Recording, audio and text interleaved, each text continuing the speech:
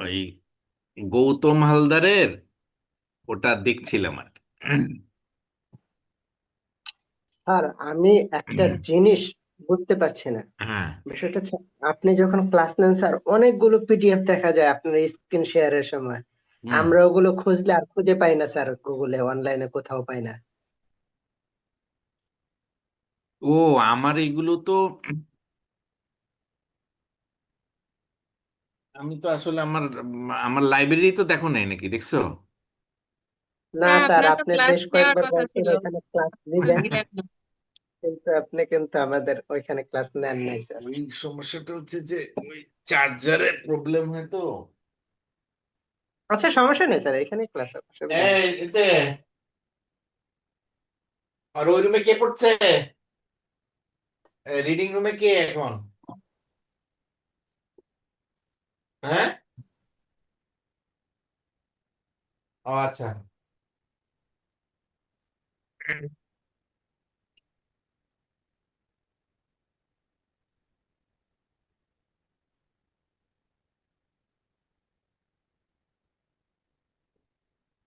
যাই আমরা।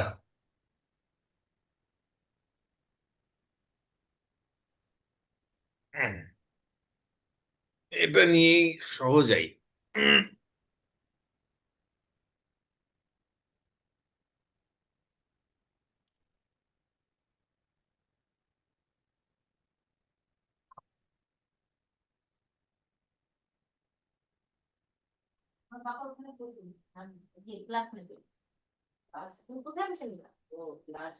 এখানে নেই, তুমি যেখানে বসছো সেখানে।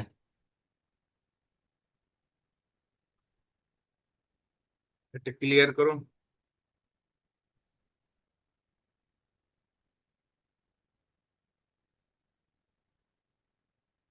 এটা মশা আছে।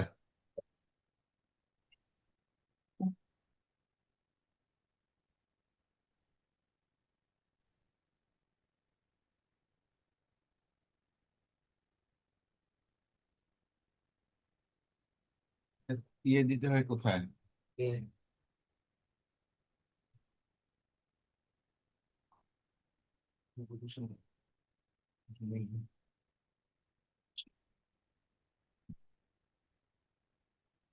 যাও, যাও।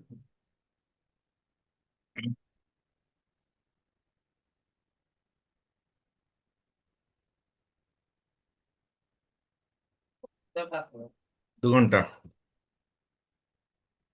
যাও, যাও, যাও।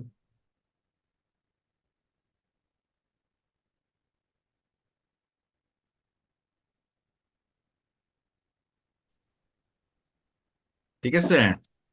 Thank you sir. এই যে একেবারে ছাদ পর্যন্ত। জি স্যার। স্যার আপনার রুম তো লাইব্রেরি হয়ে গেছে। হ্যাঁ। আর ব্যাকগ্রাউন্ডে গান চলে। স্যার, স্যার এটা কয় সবুজ আপনার এখানে কয় আজের বই হইতে পারে স্যার? আবার এই পাশেও আছে, যে আমি যে সামনে আছি সামনের পাশেও আছে। পুরো, স্যার এটা এটা কোনো রিডিং রুম না স্যার, এটা একটা মিনি পুরো, লাইব্রেরি। পুরো রুম, মিনি বলা যায় না, পুরো বড়সড় একটা লাইব্রেরি। পুরো স্যার, রুম। কয় সবুজ স্যার আপনার এখানে স্যার? আনুমানিক কখনো বই না দেখছেন? আমার এখানে মানে 7,500-এর মতো আছে। মা গো, আল্লাহ আকবার। এটা এই রুমে ধরে নাই, পাশে রিডিং রুমেও তারপরে রাখছি, এটা কোনো জায়গা নাই আর। আমার তো এক সাইড, আবার সামনের সাইডও আছে। হুম। স্যার আপনার লাইব্রেরি থেকে পড়ার অনুভূতি পাবো? হ্যাঁ, আমার বাসা তো অনেক দূরে।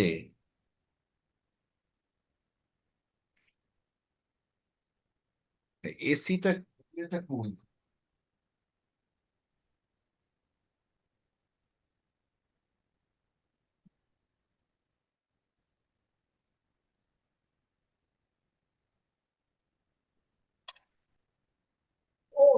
স্যার, একদিন বাসায় দাওয়াত দিন স্যার। রিমোট কই? এই ফাঁকে যদি দুই তিনটা মূল্যবান বই মাইরা দিতে পারি। ও বই আচ্ছা, চুরি করা উদ্দেশ্যটা পাপ না। তাহলে অন্যরকম।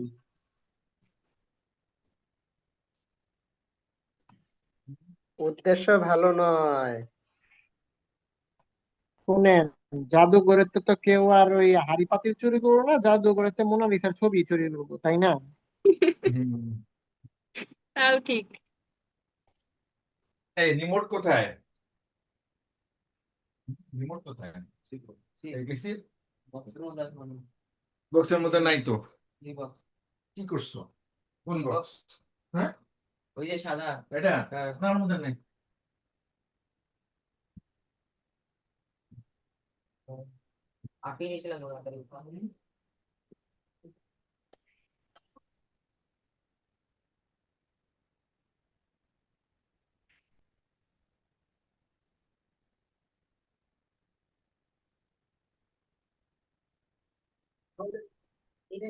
এটা আসলে লাইব্রেরি না, এটা একটা জাদুঘর। এরকম জাদুকর থাকতে পারলে মানে মনের একটা শান্তি। এটাকে এটাকে গবেষণা কেন্দ্র বলা যায় না?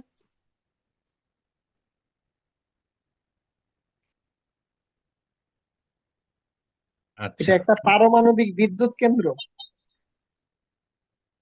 হুম। আমার ছোটবেলা থেকে একটা অভ্যাস ছিল, আমি তো ওই ওই আমি আমার নিজের যে একাডেমিক পড়া এটা তো পড়তাম না। হ্যাঁ, ফেল টু স্টুডেন্ট তো। এমনি যে আর ফেল একাডেমিক টু বলে পড়া আজকে এত ওইটা দৌড়াদৌড়ি ওইটা ওইসব পাস পড়তাম করতে। না আমি, এইসব ওই এই হাবিজাবি সব বই পড়তাম, বুঝা গেছে। এই কারণে এই কোথায় এটা কেউ কথা শোনে না সব, দরজা জানালা বন্ধ তো সব প্রচন্ড। ওই ক্লাস নিতে গেলে ওই ফ্যানের শব্দ আর অনেক বেশি করে দিতে হয়। হ্যাঁ। স্যার, একটা কথা জিজ্ঞেস করি, কিছু মনে না করলে স্যার, ব্যক্তিগত কথা স্যার, আপনার ছেলে মেয়ে কয়জন স্যার? আমার 3 ছেলে মেয়ে।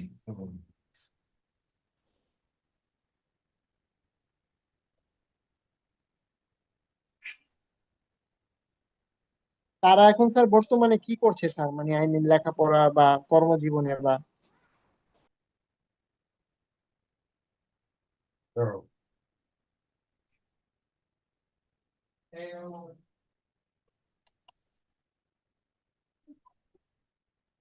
পাইছি।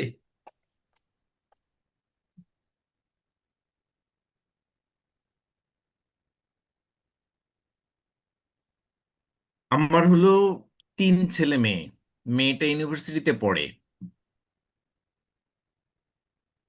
ওই এনভায়রনমেন্টাল সায়েন্স অ্যান্ড ইঞ্জিনিয়ারিং, ওই বুটেক্স, টেক্সটাইল ইঞ্জিনিয়ারিং। এ হলো বড় মেয়ে। আর ছোট 2 ছেলে, এক ছেলে হলো 9-এ পড়ে, একজন হলো 6-এ পড়ে। বুঝছো? আলহামদুলিল্লাহ, ভালো স্যার। হুম। স্যার, যেটা বলছিলাম যে স্যার, এই আপনি যে গবেষণামূলক পিডিএফ গুলো আপনার এই স্ক্রিন শেয়ারের সময় দেখা যায়, হুম। এগুলো আমরা গুগলে গেলে দেখা যায় কবি মাইকেল সম্পর্কে লিখলে কি করছে, উনি বিত্তশালী পরিবারের সন্তান ছিলেন, উনি হিন্দু কলেজে পড়াশোনা শুরু করেন, বেশ পরবর্তীতে খ্রিস্টান হয়ে বিপ্রস কলেজে চলে যান। হুম। এইটুকুর মধ্যে সীমাবদ্ধ স্যার। হ্যাঁ। এর চেয়ে বাইরে তো কোথাও যেতে পারতেছে না স্যার। না, এইটা হচ্ছে যে আমি ইয়ে করি তো, ওই আমার কাছে যে বইগুলো আছে, হ্যাঁ, স্যার, ওই বইগুলো ওই যে ক্যাম স্ক্যান আছে না, স্যার। জি স্যার। ওই ক্যাম স্ক্যান দিয়ে আমি ওটাকে পিডিএফ করি। পিডিএফ করে তারপর ওইটা আমি ইয়ে করে রাখি। এটা হচ্ছে যে যে বইগুলো আমার সফট কপি নাই। আর আমার লাইফে হচ্ছে করোনাটা আমার কাছে একটা বিরাট সুযোগ হিসেবে এসেছিল। এই এই এই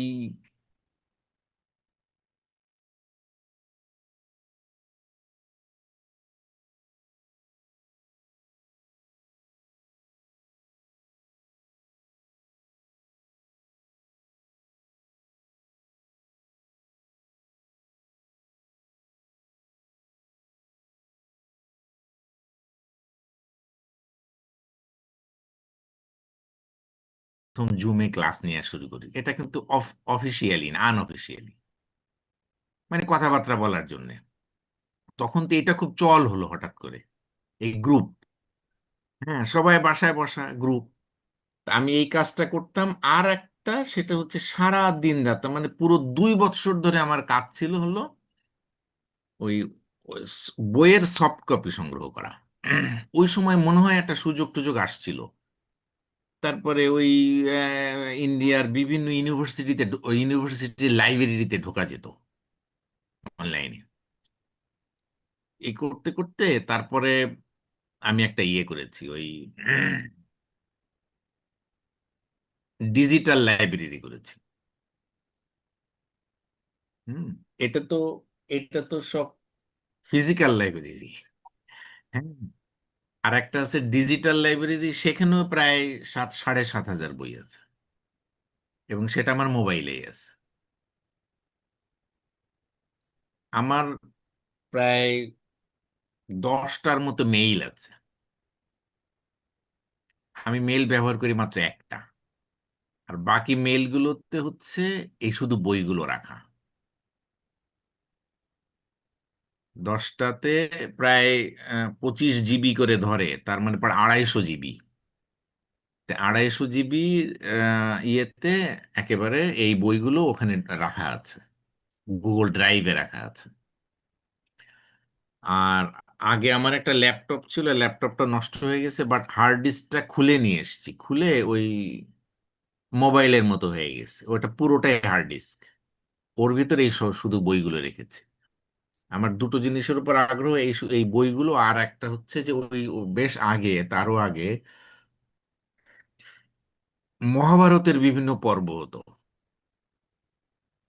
মহাভারতের যে পর্বগুলো হতো ইন্ডিয়ান, সেখানে প্রায় 290টা পর্ব। হুম। সেই 290টা পর্ব আমার কাছে আছে। তা আমি স্যার ওই যে ইন্ডিয়ান সিরিয়াল হিসেবে যে হতো ওইটা। হ্যাঁ, ওইটা। হ্যাঁ, ওই যে রামানন্দ সাগরের মহাভারত, মানে ওই যে হুম। প্রডিউসার হ্যাঁ ছিল হ্যাঁ রামানন্দ সাগর। কিন্তু বাংলায়, কিন্তু একটা হিন্দিতে হতো, একটা বাংলায় হতো। ও ডাবিং জি করা। স্যার। হুম। না, ডাবিং না। এইটা না এটার অভিনেতারাও আলাদা, অভিনেতাও ওইটার আলাদা। হুম। আমি হিন্দিটা দেখছিলাম আর কি। হুম। তা ওইটার প্রায় 284 কি 290টা সিরিয়াল, মানে পর্ব। তে আমি আমি এটার জন্য হারায় না যায় আমার এই দুটো সম্পদ, যে বইগুলো যেন হারায় না যায়, আর ইয়েগুলো, এই জন্য আমি একাধিক প্ল্যাটফর্মে এটা রেখেছি। হুম। একাধিক প্ল্যাটফর্মে আমার এইখানে যে ইয়েটা দেখা যায়, ওই যে যে কম্পিউটারটা, হ্যাঁ, জি স্যার। এখানে শুধু বই। ওটা শুধু বইয়ের জন্য, ওটা আমি খুব কম ধরি আর কি। যাই হোক। স্যার এখানে আরেকটা ছোট্ট প্রশ্ন করতে চাই, হ্যাঁ, সেটা হ্যাঁ। হচ্ছে যে অনলাইনে যখন বইগুলো রাখেন সেটার সিকোয়েন্সটা সাজাতে হয় কিভাবে? দেখা গেছে আমার কোন বইটা প্রয়োজন সেটা কোথায় আছে, এটা পরে বাইরে থেকে বুঝবো কিভাবে স্যার? ওটা আমার একটা আমি বললাম না, ডিজিটাল লাইব্রেরি আছে, সেই লাইব্রেরিটা ওই করা,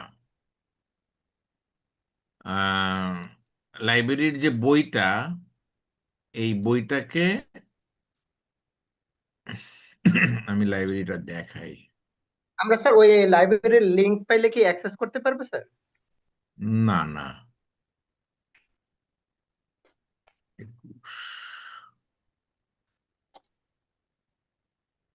মক্কা অনেক দূরে গো, মক্কা অনেক দূরে। হুম। জি জি জি।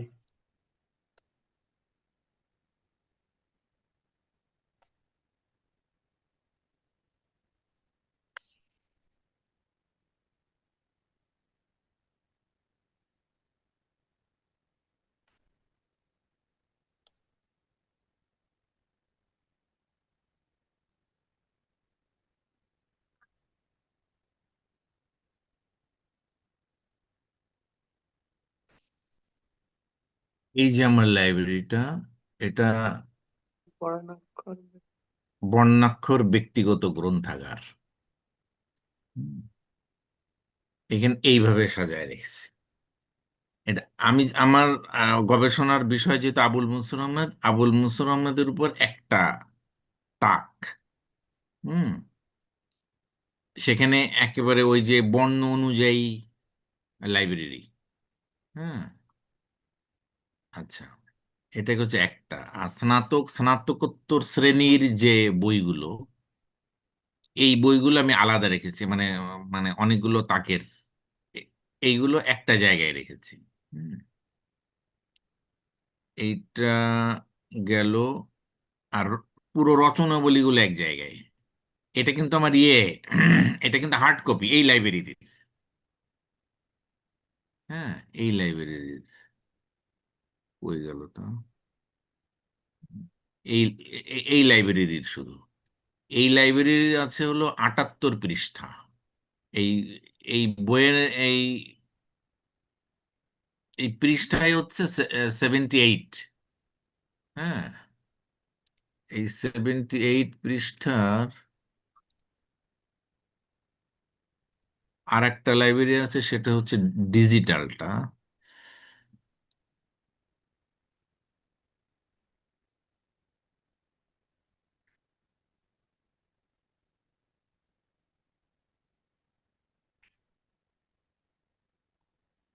এইটা হলো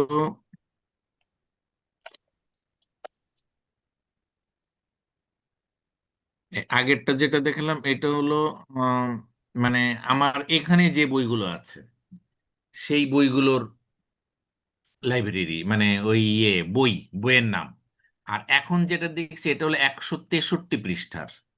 163 পৃষ্ঠার শুধু 163 পৃষ্ঠা মানে কি, শুধু বইয়ের নাম লেখা। যেমন এমনি গ্রন্থ আছে 3681টা, অভিধান আছে 48টা, গোয়েন্দা সিরিজ আছে 75টা, মাসুদ রানা আছে 163টা। শুধু রবীন্দ্রনাথের উপর বই আছে হলো 163টা। শুধু রবীন্দ্রনাথের উপর বই, মানে সব গবেষণামূলক বই। তারপরে হিন্দু ধর্ম বিষয়ক বই আছে 179। এই রচনাবলী আসে মোট 334 জনের। আর এই পাবলিকেশনস এখানে আছে হলো 5160। আর এখানে আছে 1579। তাহলে এলো 6739টা বই আছে এখানে। এইটা হলো 21 সালে। 21 সালে এই এই এই পর্যন্ত করা। হ্যাঁ, যেমন এইভাবে সাজানো, দিয়ে এই থেকে এই যেতে যেতে যেতে একেবারে শেষ পর্যন্ত গেছে। এটা এই এই বইটা হচ্ছে ডিজিটাল লাইব্রেরির বুকলেট।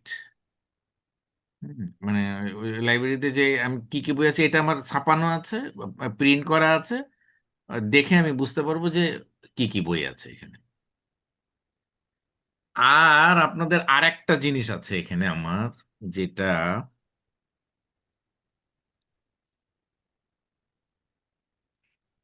আমি এটা কখনো পড়ি নাই, বাট করা আছে, সেটা হচ্ছে কি, বাংলা নোট। এখন দেখা যায়, এটা কি দেখা যাচ্ছে? স্যার আগের লেখাটাই আসতেছে। আমি বুঝি না, অন্য অন্য সবার সব ফাইল দেখা যায়, আমার শুধু আগের লেখাটা আসে। চেঞ্জ করলে আর সেটা আসে না। এবার দেখা যাচ্ছে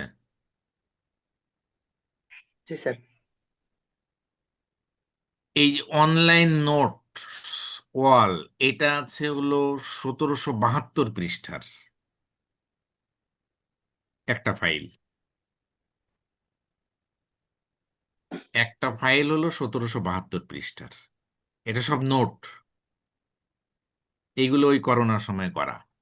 যেমন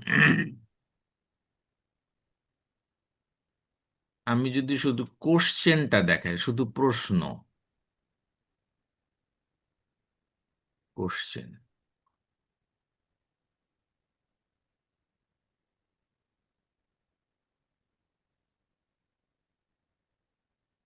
দেখা যায়? না স্যার এখনো আসেনি। এখন কি দেখাচ্ছে? স্যার ওই ওপেন হয়ে যায় অনলাইন নাই। নোটস ওইগুলো।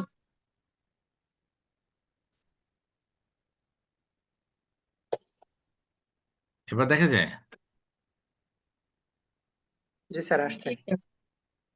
এই যে বাংলা সাহিত্যের ইতিহাস, এগুলো শুধু প্রশ্ন। হ্যাঁ, এই যে রাজসভার নাটক, প্রহসন, কথা সাহিত্য, উপন্যাস, ছোট গল্প, এটা হচ্ছে আধুনিক যুগের।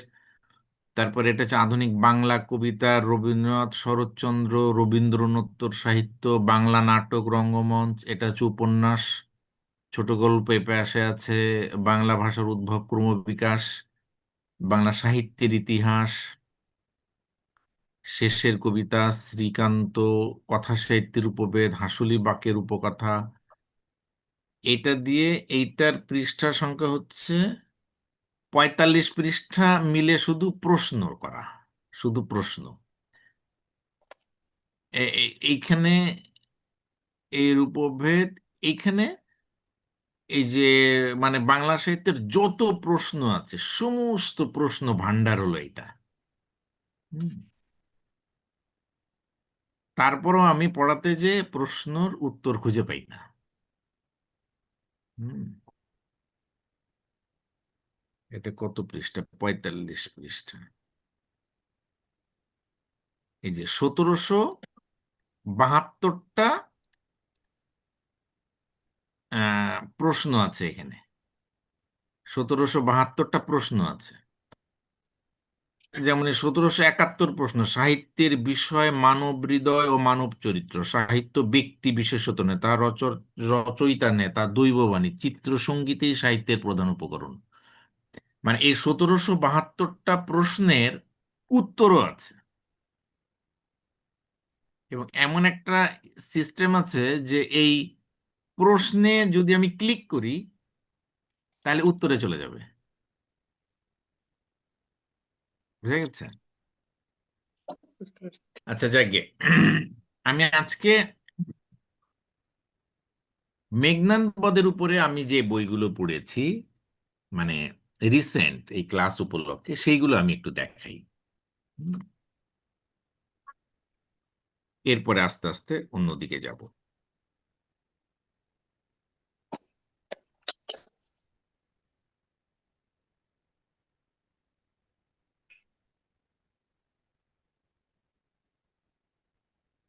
সেগুলো গেল কোথায়?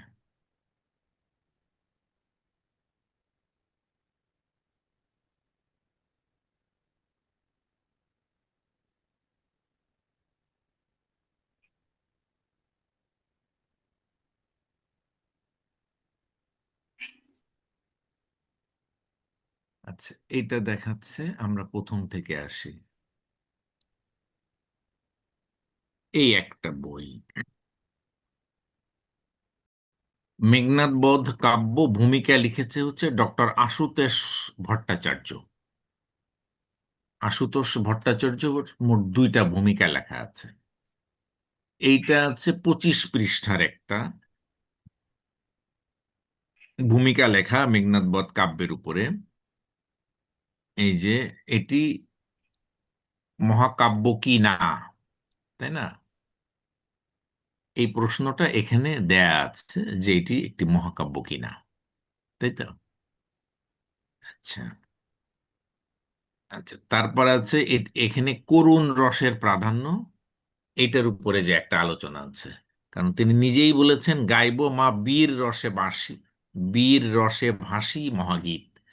তার মানে তিনি মহাকাব্য তো এবং যুদ্ধের, এটা তো অবশ্যই বীর রসের হবে। তিনি তিনি ঘোষণাও দিয়েছেন যে এটি আমি বীর রসে ভাসি মহাগীত, গাইবো মা বীর রসে ভাসি মহাগীত। কিন্তু আসলে এত বড় একটা যুদ্ধ, দেবতাদের সঙ্গে যুদ্ধ, দেবতারা যে যুদ্ধের সঙ্গে জড়িত এবং রাক্ষসরা যে যুদ্ধের সঙ্গে জড়িত, সেই যুদ্ধটা সেই আহ, অস্বাভাবিক একটা যুদ্ধ, তাই না? এই এটির যিনি নায়ক রাবণ, যার 10টা মাথা এবং 20টা হাত, যার ছেলে মেঘনাদ, ইন্দ্রজিৎ, ইন্দ্র মহারাজ, মহা মানে দেবরাজ ইন্দ্র। দেবরাজ মানে কি? দেবতাদের রাজা, সে হলো দেবরাজ। দেবরাজ ইন্দ্র, সে ইন্দ্রকে মেঘনাদ যুদ্ধে পরাজিত করেছে। ইন্দ্রকে মেঘনাদ যুদ্ধে পরাজিত করেছে, এই জন্য তার নাম ইন্দ্রজিৎ। তাহলে এরকম একটি যুদ্ধ সংঘটিত হচ্ছে। সে যুদ্ধ তো অবশ্যই বীর রসের যুদ্ধ হবে, এটা তো অত্যন্ত স্বাভাবিক, বীর রসের। কিন্তু পরবর্তীতে সমালোচকরা প্রমাণ করলেন যে না, উনি ঘোষণা দিয়েছেন বীর রস, আসলে এটি একটি করুণ রসের মহাকাব্য হয়েছে। বুঝা গেছে? সুতরাং এইটা এই মেঘনাদ বধ কাব্যের সাহিত্যগত দিক থেকে একটা খুব আলোচনার বিষয়, যে এটি কোন রস, এবং এই রসের উপর ভিত্তি করে ট্র্যাজেডি বিচারও হয়। এটা গেছে একটা প্রশ্ন। এবং এবং এই প্রশ্নটা আলোচনা করেছেন কে? আশুতোষ আশুতোষ। ভট্টাচার্য। আশুতোষ ভট্টাচার্য মানে বাংলা সাহিত্যের ইতিহাসে সমালোচক। সমালোচক হলো মহিতুলাল মজুমদার, আশুতোষ ভট্টাচার্য। এরা হলো একেবারে সুইলে কাইটে লবণ লাগায় দেয় এমন সমালোচক। হুম, মানে বিন্দু পরিমাণ এদিক ওদিক হবে না তাদের। আচ্ছা, তারপর আবার আছে ওই সময় তো গীতি কবিতার যুগ। ওই যুগটা কিন্তু আসলে গীতি কবিতার যুগ। কিরকম গীতি কবিতার যুগ? আমরা ঈশ্বরচন্দ্র গুপ্ত থেকে দেখছি এই গীতি কবিতাটা শুরু হলো, এবং এইটার পরে আমরা পড়বো হলো বিহারীলাল চক্রবর্তী। তা বিহারীলাল চক্রবর্তীকে বলা হয় হচ্ছে ভোরের পাখি, মানে গীতি কবিতার আধার, গীতি কবিতার সৃষ্টি হয়েছে তার থেকে। এবং এই বিহারীলাল চক্রবর্তী গীতি কবিতার এমন কবি যে যার তার এই আওতার বাইরে, এই বলয়ের বাইরে যাওয়া খুব কঠিন ছিল। এমনকি রবীন্দ্রনাথ ঠাকুরের প্রথম যুগের যত কবিতা, তার ভিতরে বিহারীলালের একটা বিরাট প্রভাব আছে তার গীতি কবিতার মধ্যে। অর্থাৎ বিহারীলাল এমন একজন ব্যক্তি। তা এই জন্য ওই সময়টাকে বলা হচ্ছে গীতি কবিতার যুগ। এই কারণে তার এই মেঘনাদ বধ কাব্যের মধ্যেও গীতি কবিতার একটা প্রভাব দেখা যায়। সেটাও আমরা একটু আলোচনা করব। এরপরে আর একটা হচ্ছে এটার বহুমুখী প্রভাব। কিরকম বহুমুখী প্রভাব? এমন একটা কাব্য আসলে মধুসূদন রচনা করেছেন, তার এইটির মধ্য দিয়েই তো আধুনিক যুগের শুরু হলো। একবার একটা যুগ শুরু হচ্ছে একজন ব্যক্তির মধ্য দিয়ে, ব্যক্তির লেখার মধ্য দিয়ে। অথচ তিনি এইটার উপরে বাংলা কাব্য কবিতা, বাংলা সাহিত্যর উপরে একেবারেই আগ্রহী ছিলেন না। তারপরেও তিনি এটা শুরু করেছেন। এখন শুরু করার পরে তিনি তো মোটামুটি ইংরেজিতে কাব্য রচনা শুরু করেছিলেন, কবিতা লেখা শুরু করেছিলেন। এবং এমন ভাবে কবিতা লেখা শুরু করেছিলেন যে কবিতার উপরে এত বেশি আগ্রহ ছিল তার, যে তার উদ্দেশ্যই ছিল, মানে কবিতা তাকে এত বেশি প্রভাবিত করেছিল। এবং এই কবিতা অবশ্যই বাংলা কবিতা নয়, ইংরেজি কবিতা। এবং ইংরেজি সাহিত্য সম্পর্কে এত বেশি ধারণা ছিল তার, যে খুব কম ইংরেজদের এরকম ধারণা থাকে। খুব কম ইংরেজদের এরকম ধারণা থাকে, হাতে গোনা। কারণ আসলে মানে মেধা তো সৃষ্টিকর্তা তাকে এমন মেধা দিয়েছেন, আমার আমার ধারণার বাইরে তার মেধাটা, সত্যিকার অর্থে। মানে ছোটবেলায় মায়ের কাছ থেকে রামায়ণ মহাভারতের কাহিনী শুনেছেন, কাহিনী শুনেছে, শোনার পরে পাশের একটা মসজিদে এই ফার্সি, আরবি ফার্সি শিখেছেন। বাংলা সহ মোট 13টা ভাষা জানতেন তিনি। তার মানে আরবি, ফার্সি, সংস্কৃত, বাংলা, এইটা তার একেবারে শিশু বয়সে তিনি শিখেছেন। তা শেখার পরে, আর সত্যি কথা বলতে কি,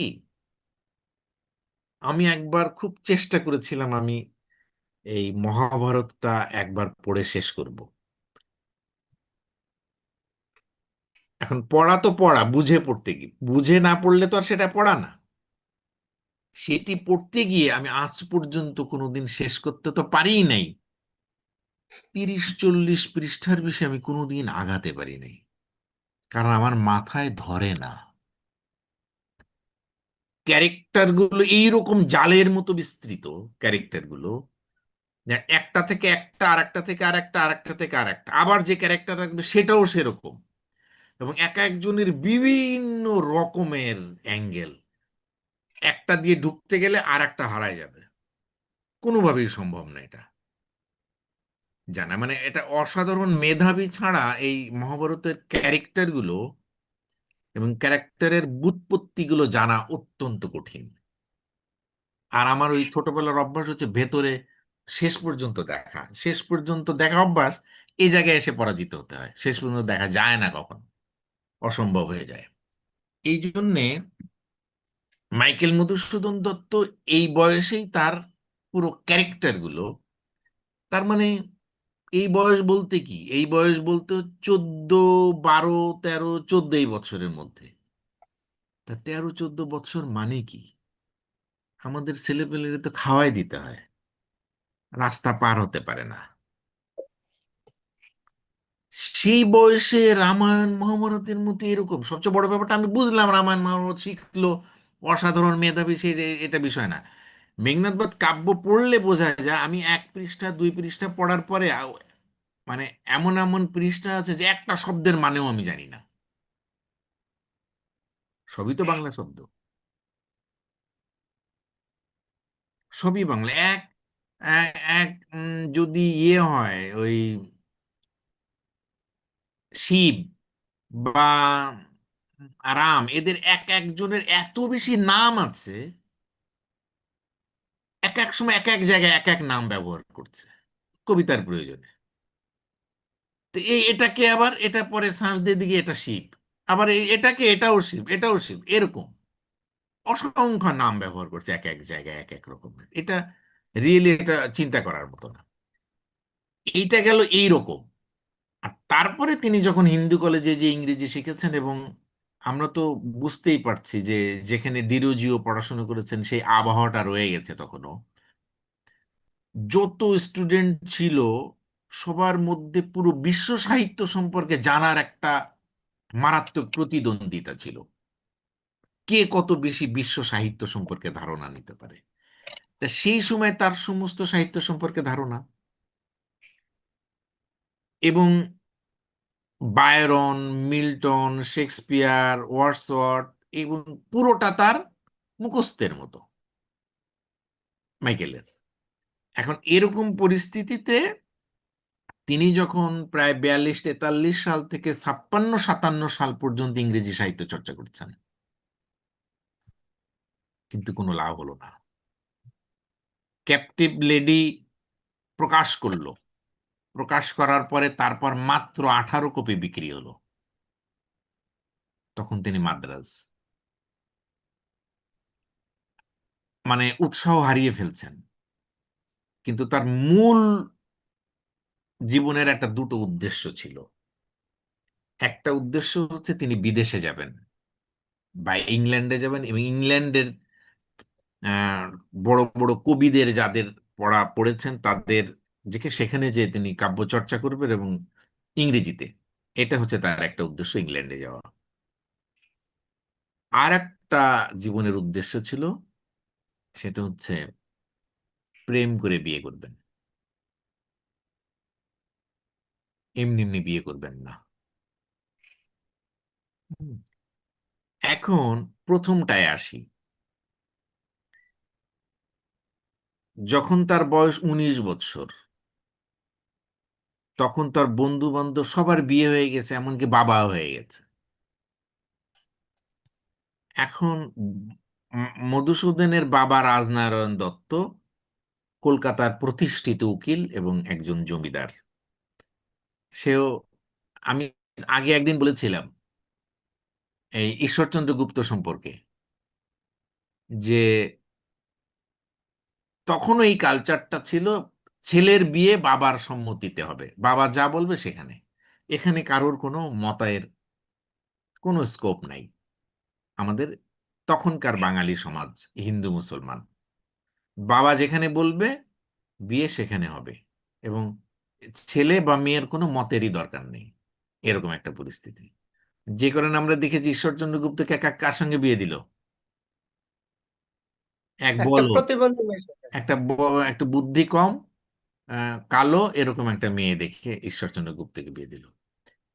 প্রত্যেকটা কবি সাহিত্যিকদের পেছনে একটা বড় ধরনের হতাশা, বিশেষ করে নারী ঘটিত এরকম কিছু কাজ করে। এই কাজ করার কারণেই তারা সত্যিকার অর্থে কবি, প্রকৃত কবিতে পরিণত হয়। ওই ধরনের কিছু না থাকলে আসলে, কেন আমি জানি না, ওই কবিতা টবিতা আসতে চায় না মনে হয়।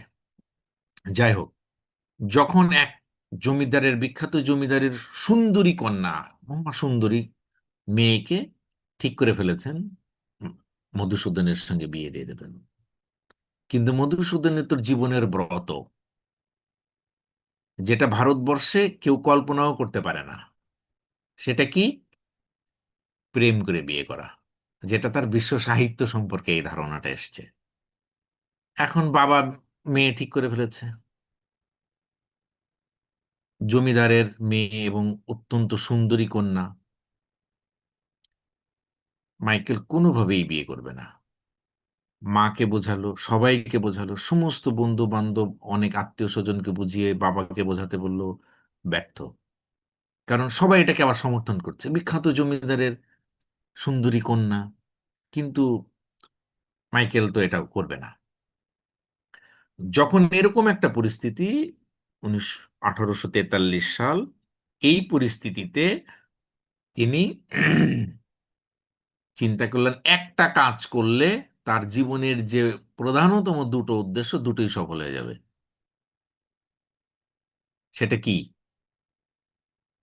তখনকার প্রথম প্রধান বাধা হচ্ছে বিয়ে ভাঙা, আর একটা হচ্ছে তার বিদেশে যাওয়া।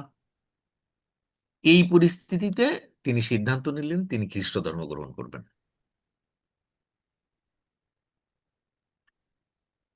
খেয়াল করতে হবে তাহলে মূল কারণটা কি খ্রিস্ট ধর্ম গ্রহণের? হুম। বিশ্ব সাহিত্য পত্রিকাটা সম্পর্কে হাসিল করা হয়। জানার বিয়ে। প্রথম কারণ ওই একটাই, ওই বিয়ে করবে না, সেটেল ম্যারেজ তিনি করবেন না। এখন এই আহ, খ্রিস্ট ধর্ম গ্রহণ করলেন। খ্রিস্ট ধর্ম গ্রহণ করতে গিয়েছে, কেউ তাকে খুঁজে পাচ্ছে না, কেউ জানেও না সে কি করবে। পরে যখন এক কান দুই কান থেকে জানা গেল যে তাকে খুঁজে পাওয়া গেল, সে ফোর্ট উইলিয়াম দুর্গের মধ্যে তাকে আটকে রাখা হয়েছে। বিয়ে করানোর পরে, মানে খ্রিস্ট ধর্মে দীক্ষিত করার পরে ফোর্ট উইলিয়াম দুর্গের মধ্যে তাকে আটকে রাখা হয়েছে, কারণ রাজনারায়ণ বসু তো ক্ষমতাধর।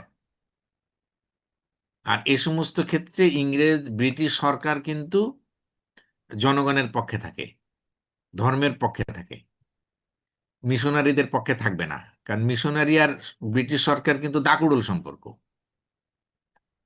যে রাজনারায়ণ বসু যে কোনো সময় লাঠিয়াল নিয়ে হামলা করতে পারে, যে আমার ছেলেকে এই করছো কেন।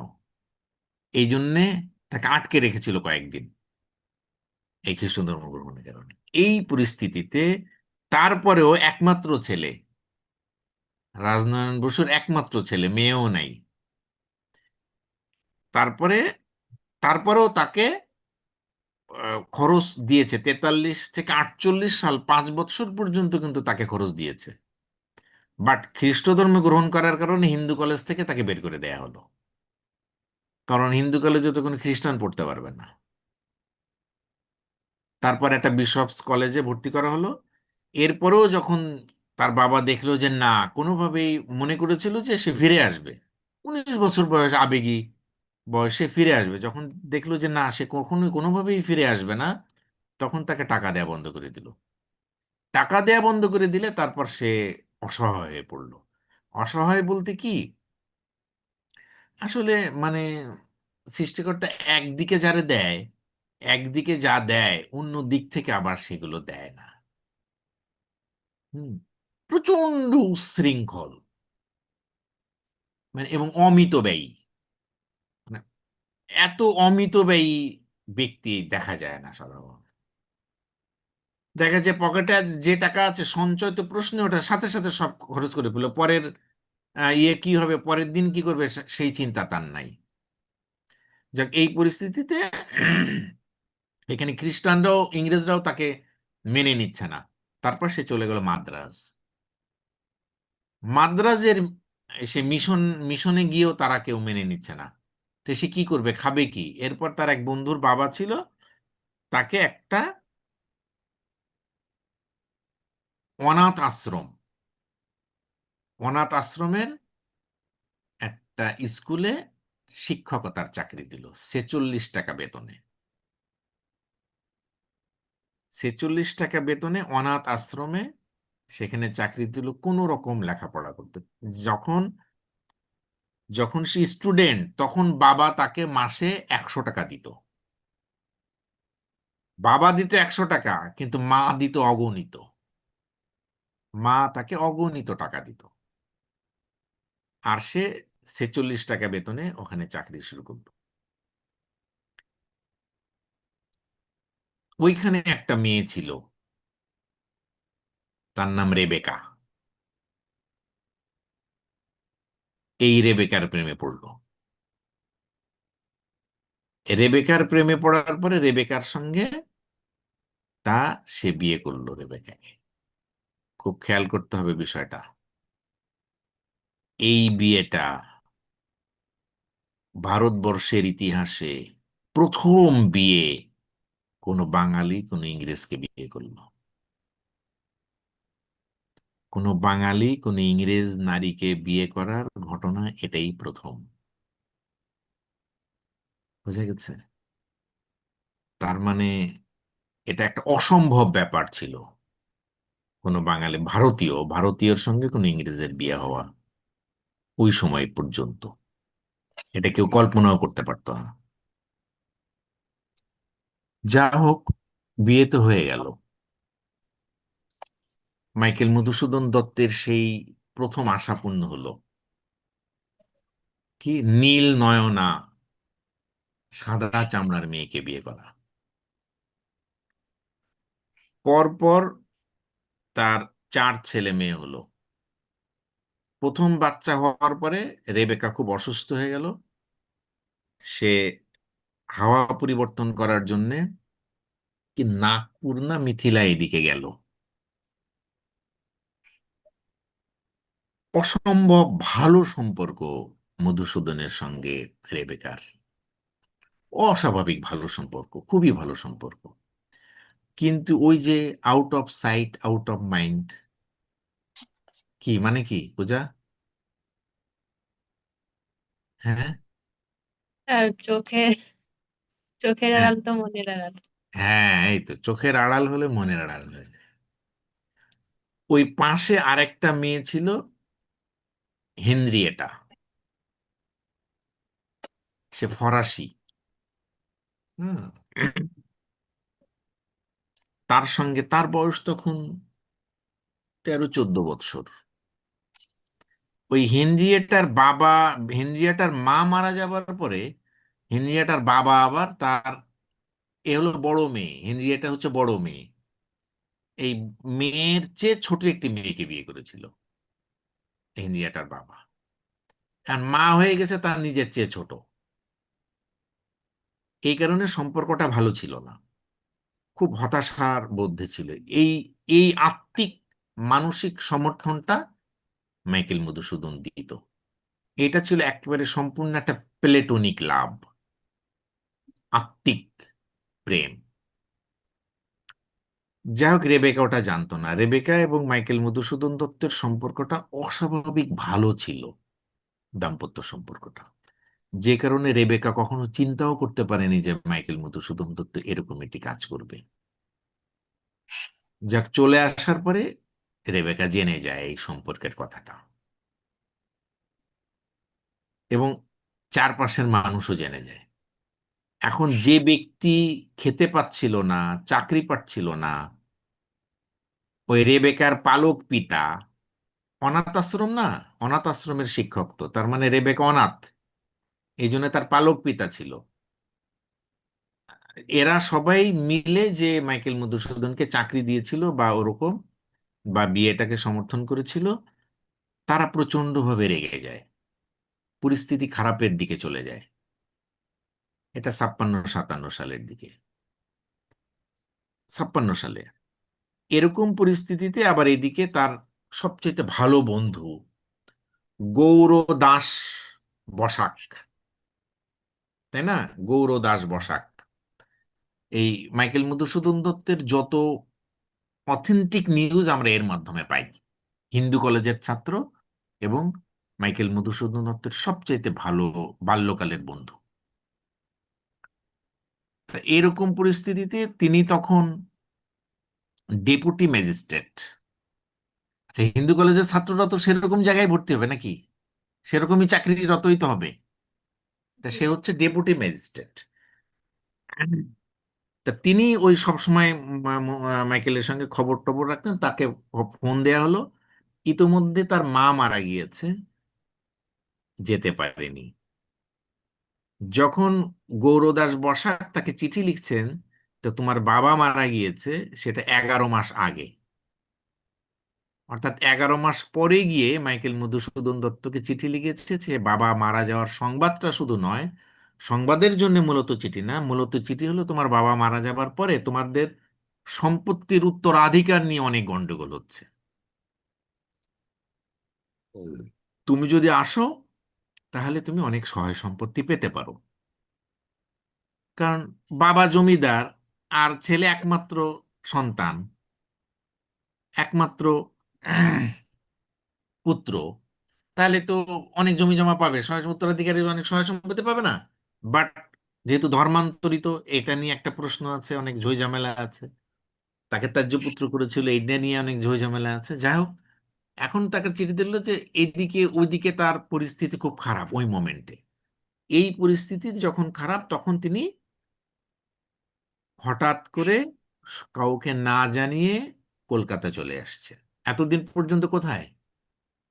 মাদ্রাজে। মাদ্রাজ থেকে কলকাতায় চলে আসলো।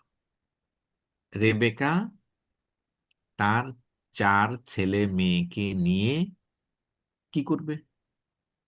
জীবনে কোনোদিন আর দেখা হয় নাই তাদের সঙ্গে, 4 ছেলে মেয়ে এবং রেবেকার সঙ্গে। রেবেকার খুব আশা ছিল যে মধুসূদন ফিরে আসবে, ভুল বুঝতে পারবে এবং ফিরে আসবে, কিন্তু কোনোদিন তিনি আর মাদ্রাজে যায়নি। কলকাতায় আসার পর কিছু জমি জমার ভাগ বাটোয়ারা পেল, পাওয়াটার পরে এরপরে সে হেনরিয়েটাকে, হেনরিয়েটা কলকাতায় চলে আসলো। বিয়ে হয়েছিল তো রেবেকার সঙ্গে। খ্রিস্ট ধর্ম অনুসারে বিয়ে একটা হয়, দ্বিতীয় বিয়ে করা যায় না। বুঝা গেছে? ওই সময়ের আইন অনুযায়ী, যার কারণে রেবেকার সঙ্গে তাদের ডিভোর্সড হয়নি। যেহেতু ডিভোর্স হয় নাই, সুতরাং হেনরিয়েটাকে সে বিয়ে করতে পারে না। শেষ জীবন পর্যন্ত হেনরিয়েটার সঙ্গে তিনি লিভ টুগেদার করেছেন, স্বামী স্ত্রী ছিলেন, কিন্তু বিয়ে হয়নি। যখন কলকাতায় আসলো 56-57 সালের দিকে, 56 সালে, এই আসার পরে, ওই আসার পরে তাও কি, মানে বিলাসবহুল জীবনযাপন, এটাকে বলে অল্প কিছু টাকা, সেই টাকা দিয়ে, কোনো টাকা পয়সাই তো নাই কলকাতায় আসার পরে, তো ওই যে জমি জমা কিছু পেয়েছিল ওগুলো বিক্রি করছে, খাচ্ছে।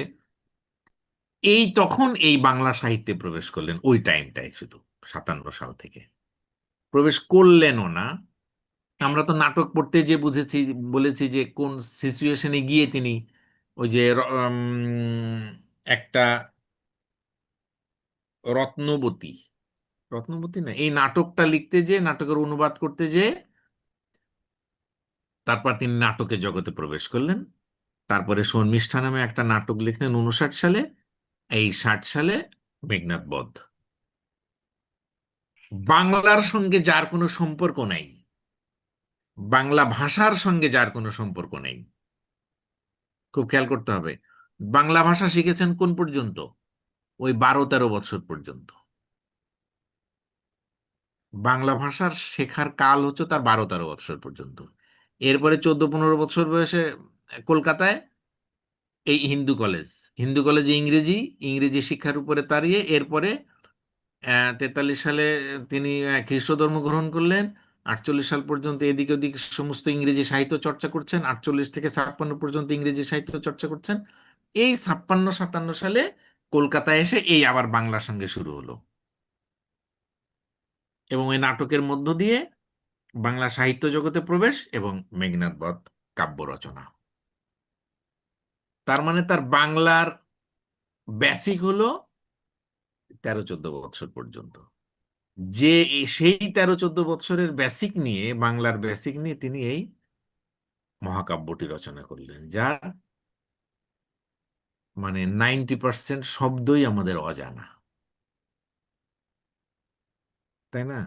যে যে শব্দ ব্যবহার, তার শব্দের ব্যবহার, তার মানে কি রকম তার মেধা। আর একজন হচ্ছেন এই কাজী নজরুল ইসলাম।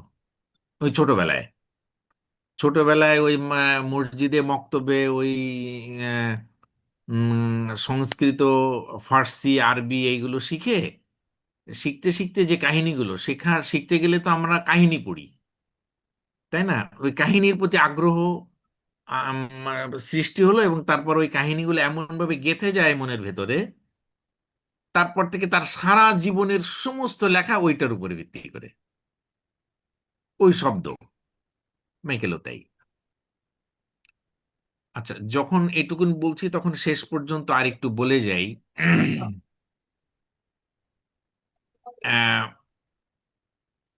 63 সালের দিকে তিনি এই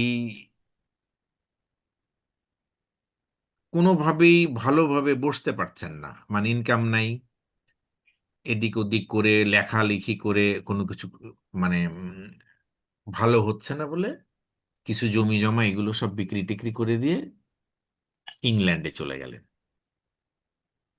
ইচ্ছা হলো বাবার মতো ওকালতি করবে। বাবা তো বিখ্যাত উকিল, সে বাবার মতো ওকালতি করবে, ওকালতি করে তারপর ব্যারিস্টারি পড়তে গেল। ইংল্যান্ডের খরচপাতি দিতে পারছে না, তারপরে ফ্রান্সের ভার্সাই নগরী এখানে একটু সহজ, মানে খরচ কম। ভার্সাই নগরীতে গেলেন, সেখানে যে পড়াশোনা করতে, যে বাড়ি ভাড়া বাকি, দোকানে বাকি, এই বাকি সেই বাকি করতে করতে যখন মানে পুলিশ ধরে নিয়ে যায় এরকম একটা পরিস্থিতি, তখন তার সঙ্গে যোগাযোগ হলো ঈশ্বরচন্দ্র বিদ্যাসাগরের। ঈশ্বরচন্দ্র বিদ্যাসাগর এখান থেকে কলকাতা থেকে টাকা পাঠায়, আর সে এখান থেকে বিলাসবহুল করে চলে। হুম। অল্প কয়েকদিন আবার আবার টাকা দিতে বলে, আবার আবার পাঠায়, আবার টাকা দিতে বলে। প্রথমে নিজের থেকে কিছু দিল, পরে মাইকেল মধুসূদন দত্ত বলে দিল যে আমার যে জমি জমা তার পাওয়ার অফ অ্যাটর্নি দিয়ে দিল ঈশ্বরচন্দ্র বিদ্যাসাগরকে, তো আপনি জমি বিক্রি করে আমার টাকা পাঠান। এরপরে কিছু কিছু বিক্রি করে তারপর টাকা পাঠালো। তবে তিনি কিন্তু ব্যারিস্টারি পাশ করেছেন।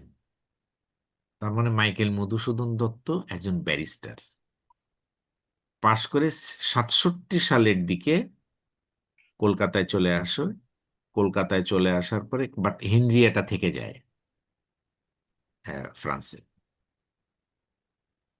যখন 67 সালের দিকে তখন তিনি চলে এসছেন, আসার পরে কলকাতা হাইকোর্টে ওকালতি করবে। কিন্তু এত উচ্ছৃঙ্খল জীবনযাপন, যেমন আসার পরে ঈশ্বরচন্দ্র বিদ্যাসাগর তার জন্য একটা বাড়ি ভাড়া করেছে, সে সেখানে থাকবে। অথচ উনি এসে ওই বাড়িতে না থেকে হোটেলে, প্রিন্স হোটেলে, বিলাসবহুল হোটেলে থাকা শুরু করে দিল। প্রথম প্রথম ইংল্যান্ড থেকে এসছে, সবাই খুব ইয়ে টিয়ে করতো, পরে দেখেছে টাকা দিতে পারে না, কিন্তু হোটেল ছাড়বে না সে। এরকম বিলাসবহুল জীবনযাপন। আর তারপর হচ্ছে যে মদ্যপান, এটা একটা বিরাট ইয়ে ছিল। এদিকে ওকালতি আবার জমাতে পারছে না, ব্যারিস্টার বাট ওকালতি জমছে না। তারপরে ছেড়ে দিয়ে কিছু অনুবাদকের কাজ করলো, এই করতে করতে আর্থিক এদিকে হেনরিয়াটা চলে এসছে কলকাতায়। তারপর তার মেয়ে মেয়ে হেনরিয়াটা দিয়ে তার মেয়েকে বিয়ে দিয়ে দিল এক ইংরেজদের সঙ্গে। বিয়ে দেওয়ার পরিপ্রেক্ষিতে তারা দুজনে মিলে, দুজনে অসুস্থ। হেনরিয়েটাও ওই মাইকেলের ইয়েতে পড়ে সেও মদ্যপান করতো, দুইজনেই মারাত্মকভাবে অসুস্থ। এবং অসুস্থ এরকম ব্যাপার, এমন একটা যা ভাবে অসুস্থ হয়ে গেল যে আর পরিস্থিতি বেশি ভালো না। তখন ওই রে গৌর দাস বসাক, সে তখন হাওড়ার ডেপুটি ম্যাজিস্ট্রেট। কলকাতার একটা লাইব্রেরির উপরে একটা ঘরে মাইকেল আর হেনরিয়েটার জায়গা হলো। সাথে সাথে খুবই খারাপ পরিস্থিতি। এরপরে যখন অবস্থা দেখা যায়, গৌর দাস বসাক আসলো, আসার পরে সবার কাছ থেকে সে টাকা কর্জ নেয়। হুম। এবং টাকা কর্জ নিয়ে খরচ করে, সেরকম দেদারসে খরচ করে, সাথে সাথে আবার নাই। এরকম একটা উচ্ছৃঙ্খল জীবন। যখন পরিস্থিতি খুব খারাপ, তখন তাকে আলিপুর জেনারেল হসপিটালে ভর্তি করা হলো।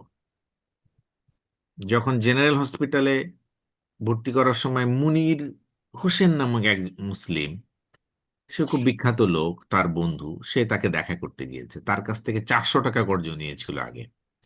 যখন শরীর খুব খারাপ, তখন গিয়েছে দেখা করতে। দেখা করতে গিয়ে আলিপুর জেনারেল হসপিটাল কিন্তু খুব মানে ওই ইংরেজদের খুব উচ্চবিত্ত শ্রেণীর হসপিটাল।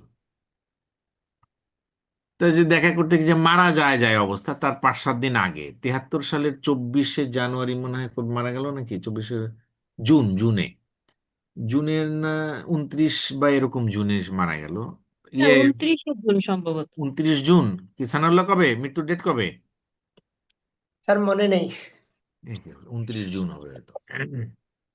জি স্যার, 29 জুন। হ্যাঁ, তা 29 জুনের এটা হলো 23-24 জুন। যখন গেছে, যাওয়ার পরে বলছে যে টাকা আছে তার তার কাছ কাছ থেকে, কিন্তু আগে 400 টাকা কর্জ করেছে, ওটা তো দিতেই পারছে না। হ্যাঁ, 1.5 টাকা আছে, দাও। 1.5 টাকা দিল, এবং 1.5 টাকা দিয়ে হাতে নিয়ে সাথে সাথে ওই যে পাশে যে নার্সকে দিয়ে দিল বকশিস। তার মানে এইরকম মানসিকতার ব্যক্তি হলো। যাক, 26 জুন হেনরিয়েটা কিন্তু হাসপাতালে ভর্তি ছিল না, হেনরিয়েটা ছিল তার মেয়ের জামাইয়ের বাড়িতে। 26 তারিখে হেনরিয়েটা মারা গেল, এবং 29 তারিখে মাইকেল মধুসূদন দত্ত মারা গেল। আর মারা তো গেল, সৎকার হবে কোথায়? কেউই তার দায়িত্ব নিতে চাচ্ছে না, খ্রিস্ট ধর্মের সিস্টেমেও না, হিন্দু ধর্মের সিস্টেমেও না। তারপরে তার অনেক বড় বড় বন্ধুরা আছে, তারা অনেক কষ্ট করে ম্যানেজ করে হেনরিয়েটার যেখানে সমাধি, তার পাশে প্রায় 24 ঘন্টা পরে গিয়ে ওই হাসপাতালে মর্গে লাশ পড়ে আছে, গন্ধ ছুটছে। এই পরিস্থিতিতে ওখানে নিয়ে গিয়ে তারপর তাকে দাফন করা হলো। 24 টু 73, তার মানে 49, মাত্র 49 বছর বয়সে তিনি মারা গেলেন। এদিকে উম তার সাহিত্য চর্চার, বাংলা সাহিত্য চর্চা কয় বৎসর? মাত্র 57 থেকে 3-4 বৎসর। যেখানে রবীন্দ্রনাথের সাহিত্য চর্চার কাল হলো প্রায় 65 বৎসর, তাই না? সেখানে মাইকেল মধুসূদন দত্তের সাহিত্য চর্চার, বাংলা সাহিত্য চর্চাকে 3-4 বৎসর মাত্র। তাহলে তাকে যদি ওইভাবে গাইড করে, ওইভাবে তৈরি করে, তার থেকে যদি সাহিত্য চর্চায় তাকে নিয়ে আসা যেত, তাহলে কি পেতাম আমরা? একইভাবে কাজী নজরুল ইসলামের ক্ষেত্রে প্রযোজ্য। যাই হোক, রেবেকার কি হলো? রেবেকা তখনও বেঁচে আছে। রেবেকা মারা যায় 1992-93 সালের দিকে। আর 1900 না 1800? 1800, 1892-93 সালে, মানে তার মানে এ মারা যাবারও 20 বৎসর পরে রেবেকা মারা যায়। রেবেকার খুব আশা ছিল যে মধুসূদন ফেরত আসবে একদিন না একদিন, কিন্তু আসেনি। এমনকি তার 4 ছেলে মেয়ের কখনো কোনো খোঁজ মাইকেল মধুসূদন দত্ত নেয়নি। যখন মারা যায় রেবেকা, তখন তার বালিশের তলায় ডিভোর্সের লেটারটা ছিল। না, ওই যে ডিভোর্স লেটার না, কাবিন, বিয়ের যে কাবিন, রেজিস্ট্রি কাবিন যেটা, এইটা তার বালিশের তলায় ছিল মাত্র। তার মানে মাইকেল মধুসূদন দত্তকে সে এমন ভাবে ভালোবেসেছিল। আমরা তো স্বাভাবিকভাবে জানি ইংরেজরা, নারীরা বা পুরুষরা একজন ধরে একজন ছাড়ে এরকম, কিন্তু আসলে এরকম মানুষও আছে, তাই না? এবং এই যে যে আমরা হেনরিয়েটাকে বলি, হেনরিয়েটা একেবারে জীবনের শেষ প্রান্ত পর্যন্ত, শেষ মুহূর্ত পর্যন্ত মাইকেল মধুসূদন দত্তের সঙ্গে ছিল। হুম, এবং একেবারে ওতপ্রোতভাবে জড়িত ছিল। খাটের পরে উম মধুসূদন শুয়ে আছে, মুখ দিয়ে গলা দিয়ে রক্ত পড়ছে, আর মেঝেতে হেনরিয়েটা শুয়ে আছে, সেও খুব অসুস্থ, মৃতপ্রায়। মাইকেল মধুসূদন দত্তের চেয়ে হেনরিয়েটা বেশি অসুস্থ, যার কারণে হেনরিয়াকে সুস্থতা করতে, মানে সেবা করতে গিয়ে বলছে যে না, ওকে ওকে সেবা করো। এরকম একটা সম্পর্ক ছিল তাদের মধ্যে, তাই না? তার মানে আমরা দেখতে পাচ্ছি যে আহ তাদের ব্যক্তি জীবন সুখকর ছিল না। মানে কোন বাবার ছেলে, কিরকম ধনী পরিবারের ছেলে, আমরা ছোটবেলায়, আমরা যখন এগুলো পড়িনি, আমি ছোটবেলায় শুনেছি যে সে যখন কলেজে যেত, তার বাসার পাশে সব লোকজন ভিড় করত, যে ঠেলা গাড়ি নাকি রিক্সার মতো, যেটা কলকাতায় যেটা থাকে, মানে প্রচুর মানুষ ওখানে থাকতো তাকে কলেজে নিয়ে যাওয়ার জন্য। কারণ তাকে কেউ যদি একবার তাকে নিয়ে যেতে পারে বাসা থেকে কলেজে, তাহলে তার 2-3 মাসের খরচ উঠে যায়। তার মানে গিয়ে তারপর সে পকেটে হাত পুরে টাকাটা দিবে, কত দিবে এটা গুনবে না। কার ভাগ্যে কোনটা পড়ে যায়। এখানে একবার যদি এরকম এটা আমরা হলো ছোটবেলার কথা, কিন্তু এটা আমি কখনো পড়ে, মানে আহ, কোথাও লেখা পাইনি। এটা প্রচলিত একটা কথা ছিল, আমাদের বাড়িও তো ওইদিকে, এই জন্য এরকম একটা কথা প্রচলিত ছিল, বাট এটা আমি কখনো কোনো লেখাতে কোথাও পাই নাই।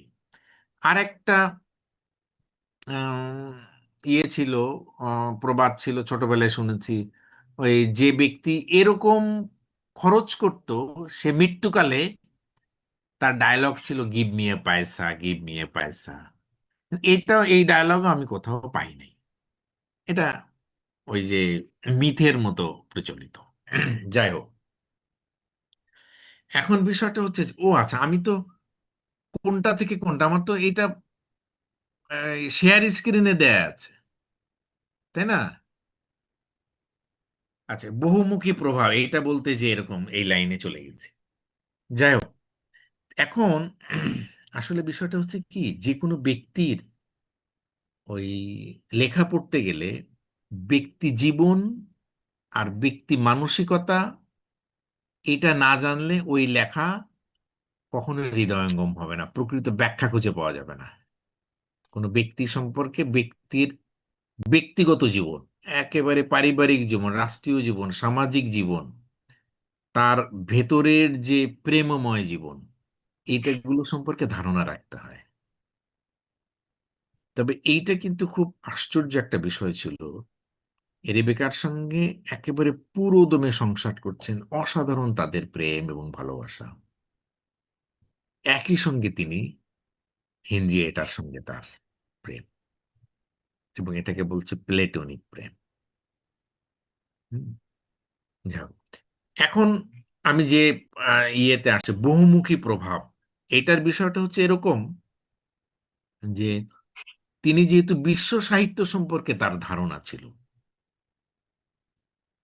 বিশ্ব সাহিত্য সম্পর্কে তিনি তো ওই যে ছোটবেলায় রামায়ণ মহাভারত পড়েছেন, আর আরবি ফার্সি পড়েছেন, সংস্কৃত পড়েছেন, এরপরে আর এগুলোর সঙ্গে তার যোগাযোগ নেই। এরপরে পড়েছে, তার মানে তার মূল ভিত্তিটা তৈরি হয়ে গেছে এইগুলো দিয়ে। রামায়ণ মহাভারত আরবি ফার্সি দিয়ে তার মূল ভিত্তি তৈরি হয়েছে, এরপরে আর এগুলোর ভেতরে নেই। তারপরে তিনি ইংরেজি সাহিত্য পড়তে পুরো বিশ্ব সাহিত্য সমস্ত কিছু তিনি তন্ন তন্ন করে তার মাথার ভেতরে, যেরকম মেধাবী তার তো একবার পড়লে আর। আচ্ছা, আর একটা মিথ আছে তার সম্পর্কে, বললে নেই, মিথগুলো শুনতে মজা লাগে, হ্যাঁ, সেরকম যেটা আমি পাইনি কোথাও, আমি কোনো প্রিন্টেড বা কোথাও কোনো রিসার্চারের বইয়ে লেখা পাইনি, জাস্ট মিথ। এরকম মেধাবী যে তিনি বসে থাকতে বসে কাজ করছেন আর চারজন লিখছে, চারজন চারটা বই লিখছে, আর ইনি মুখে বলছেন, মাইকেল মধুসূদন দত্ত মুখে বলছেন এটা এই লাইন লেখো, এরপরে এটা লেখো, এরপরে বলছে তুমি এটা লেখো, এরপরে বলছে আরেকটা লেখো, এই চারজন।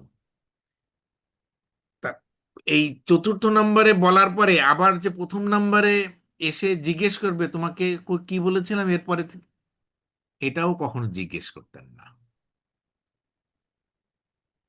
বোঝা গেছে? এরকম মেধাবী, এটা মিথ কিন্তু, এটাও কোথাও আমি লেখা পাইনি। অর্থাৎ এক একজন সম্পর্কে এক এক ধরনের উচ্চ আকাঙ্ক্ষা, উচ্চ ধারণা আমরা দেই না, এরকম ভাবে এরকম ধারণা ছিল। তবে এটা কোথাও না পেলেও তার মেধাটা সত্যিই ওই পর্যায়েরই ছিল। হুম, এটা সত্যি কথা, তার মেধাটা ওরকম একটা পর্যায়েরই ছিল। এই কারণে তিনি আমাদেরকে এই মেঘনাদ বধ কাব্যটি উপহার দিয়েছেন। এইটার উপাদানটা আমাদের পৌরাণিক উপাদান, অর্থাৎ বিষয়বস্তু পৌরাণিক, বাট আর সমস্ত কিছুই এদেশীয় নয়, পাশ্চাত্যের। সমস্ত কিছু পাশ্চাত্য থেকে নেয়া, বাট মূল উপাদানটা হলো আমাদের এই রামায়ণের। আচ্ছা, তার মানে কি, ওই যে ছোটবেলার যে রামায়ণ, ওই রামায়ণের যে কাহিনীটা তিনি পড়েছেন, ওইখান থেকে মেঘনাদ বধের কাহিনী, রাবণের শুধু ওই অল্প একটু কাহিনীটা তিনি নিয়েছেন। যেমন আমি যদি বলি, আমরা চাল দিয়ে ভাত রান্না করে খাই আজীবন, চালটা ঠিকই, কিন্তু এটা হচ্ছে ফ্রাইড রাইস, উপাদানটা চাল, কিন্তু আর সমস্ত কিছুই চাইনিজ, তাই না, মানে ভিনদেশীয়। যেমন আমরা আলু খাই, আলু দিয়ে ওটা কি জন্য বানায়, চাইনিজে গেলে ওটা কি বলে, fried, French fry. French fry, তাই না, উপাদানটা আলু আমাদের দেশীয়, কিন্তু এটা হয়ে যাচ্ছে ফ্রেঞ্চ ফ্রাই। তাই আমাদের মেঘনাদ বধ মহাকাব্যটাও এরকম, উপাদানটা আমরা নিয়েছি এখান থেকে, মানে মাইকেল মধুসূদন দত্ত, বাট তার আর সমস্ত কিছুই প্যারাডাইজ লস্ট, তারপর বায়রন, মিল্টন, ওয়ার্ডসওয়ার্থ, শেক্সপিয়ার, এদের বড় বড় যে কাব্যগুলো বা গ্রিক, এদের থেকে রেফারেন্স, রেফারেন্সের স্টাইল, সবকিছু তাদের থেকে নেয়া। তার মানে মেঘনাদ বধ কাব্যটা প্রাচ্য রীতিতে পাশ্চাত্য ঢঙে, তাই না, এটি লেখা হয়েছে। সেটাই বলছে এটার একটা বড় হেডিং যে বহুমুখী প্রভাব, অনেক দিকের প্রভাব এটা আছে। এটা হলো বিষয়বস্তুগত দিক থেকে, উপস্থাপনার দিক থেকে, রেফারেন্সের দিক থেকে, কিভাবে উদাহরণটা দেবে। প্রমিলা যখন আসছে, কি কঠিন একটা ভঙ্গিতে প্রমিলা আসছে। হুম, আমি কি ডরাই সখী ভিখারির রাঘবে, রাম রাবণকে আমার সঙ্গে যুদ্ধ করতে বলো, প্রমিলা ঘোষণা দিচ্ছে। কি কঠিন ঘোষণা, তাই না? এই যে যে ঢংগুলো, এগুলো সব বাইরে থেকে আনা, যে ডায়লগের ইয়েগুলো। যাই হোক, তিনি প্রথমে বলছেন কি, তুমিও আইসো দেবী, তুমি মধুকরী কল্পনা, কবির চিত্ত ফুলবন মধু, লয়ে রচ মধুচক্র, গৌড়জন যাহে, আনন্দে করিবে পান সুধা নিরবধি। হুম, আচ্ছা, ও আচ্ছা, আমার তো মূল উদ্দেশ্য এটা এটা ছিল না। মূল উদ্দেশ্য হলো বইগুলো, রেফারেন্স গুলো দেখানো, তাই না? তা এইটা এইটা গেল, আমরা ওইদিকে গেলাম, এরপর আর একটা জায়গায় যাব। এখানে এই পর্যন্ত শেষ। এই যে আশুতোষ ভট্টাচার্য, বিভাগীয় প্রধান, বাংলা বিভাগ, কলকাতা বিশ্ববিদ্যালয়। তো এই আশুতোষ ভট্টাচার্যর এইটার উপরে এই লেখাটা। আর একজন সেই বিখ্যাত সমালোচক, তিনি কে? মোহিতলাল ভট্টাচার্য। মোহিতলাল মজুমদার। এইটার খুব খেয়াল করতে হবে, এটা 157 পৃষ্ঠার একটা বই। কি, প্রথমে বলছি উপক্রমণিকা, পরে কবি ও কাব্য, মানে মেঘনাদ বধ পাঠ, মেঘনাদ বধ কাব্য পাঠ, এইটার উপরে মহিতলাল মজুমদার 157 পৃষ্ঠার একটা সমালোচনা লিখেছেন। বুঝা গেছে? এরপর এর আগে লিখলো আশুতোষ ভট্টাচার্য। কি কি লিখেছেন আমরা ভূমিকাটা দেখি। কাব্য, কবি, জীবন কথা, কবির চরিত্র এবং যুগ প্রভাব। এই কবি চরিত্র এবং যুগ প্রভাব, তাই না, এটা প্রত্যেকটা লেখার মধ্যে থাকতে হবে, যে কারোর লেখাই আমরা পড়ি না কেন।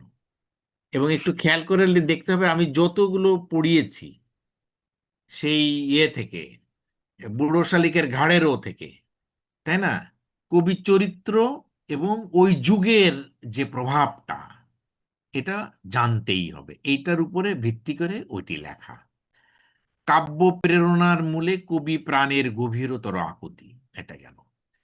আচ্ছা, এরপর হচ্ছে মেঘনাদ বধ কাব্য পাঠের ভূমিকা, মেঘনাদ বধ কাব্য পাঠ, এ কাব্যের মুখ্য গৌরব কি, কাব্য রস কি, রস সঙ্গীতের অভিন্নতা।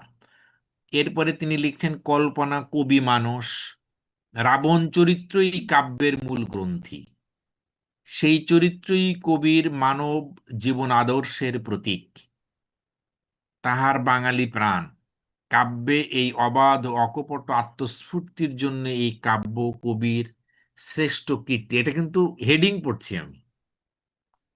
তারপর আছে রাবণ চরিত্র, তুলনায় রাম ও বিভীষণ। ষষ্ঠ অধ্যায়ে লিখছেন কি, মেঘনাদ বধ কাব্যের নায়ক কে।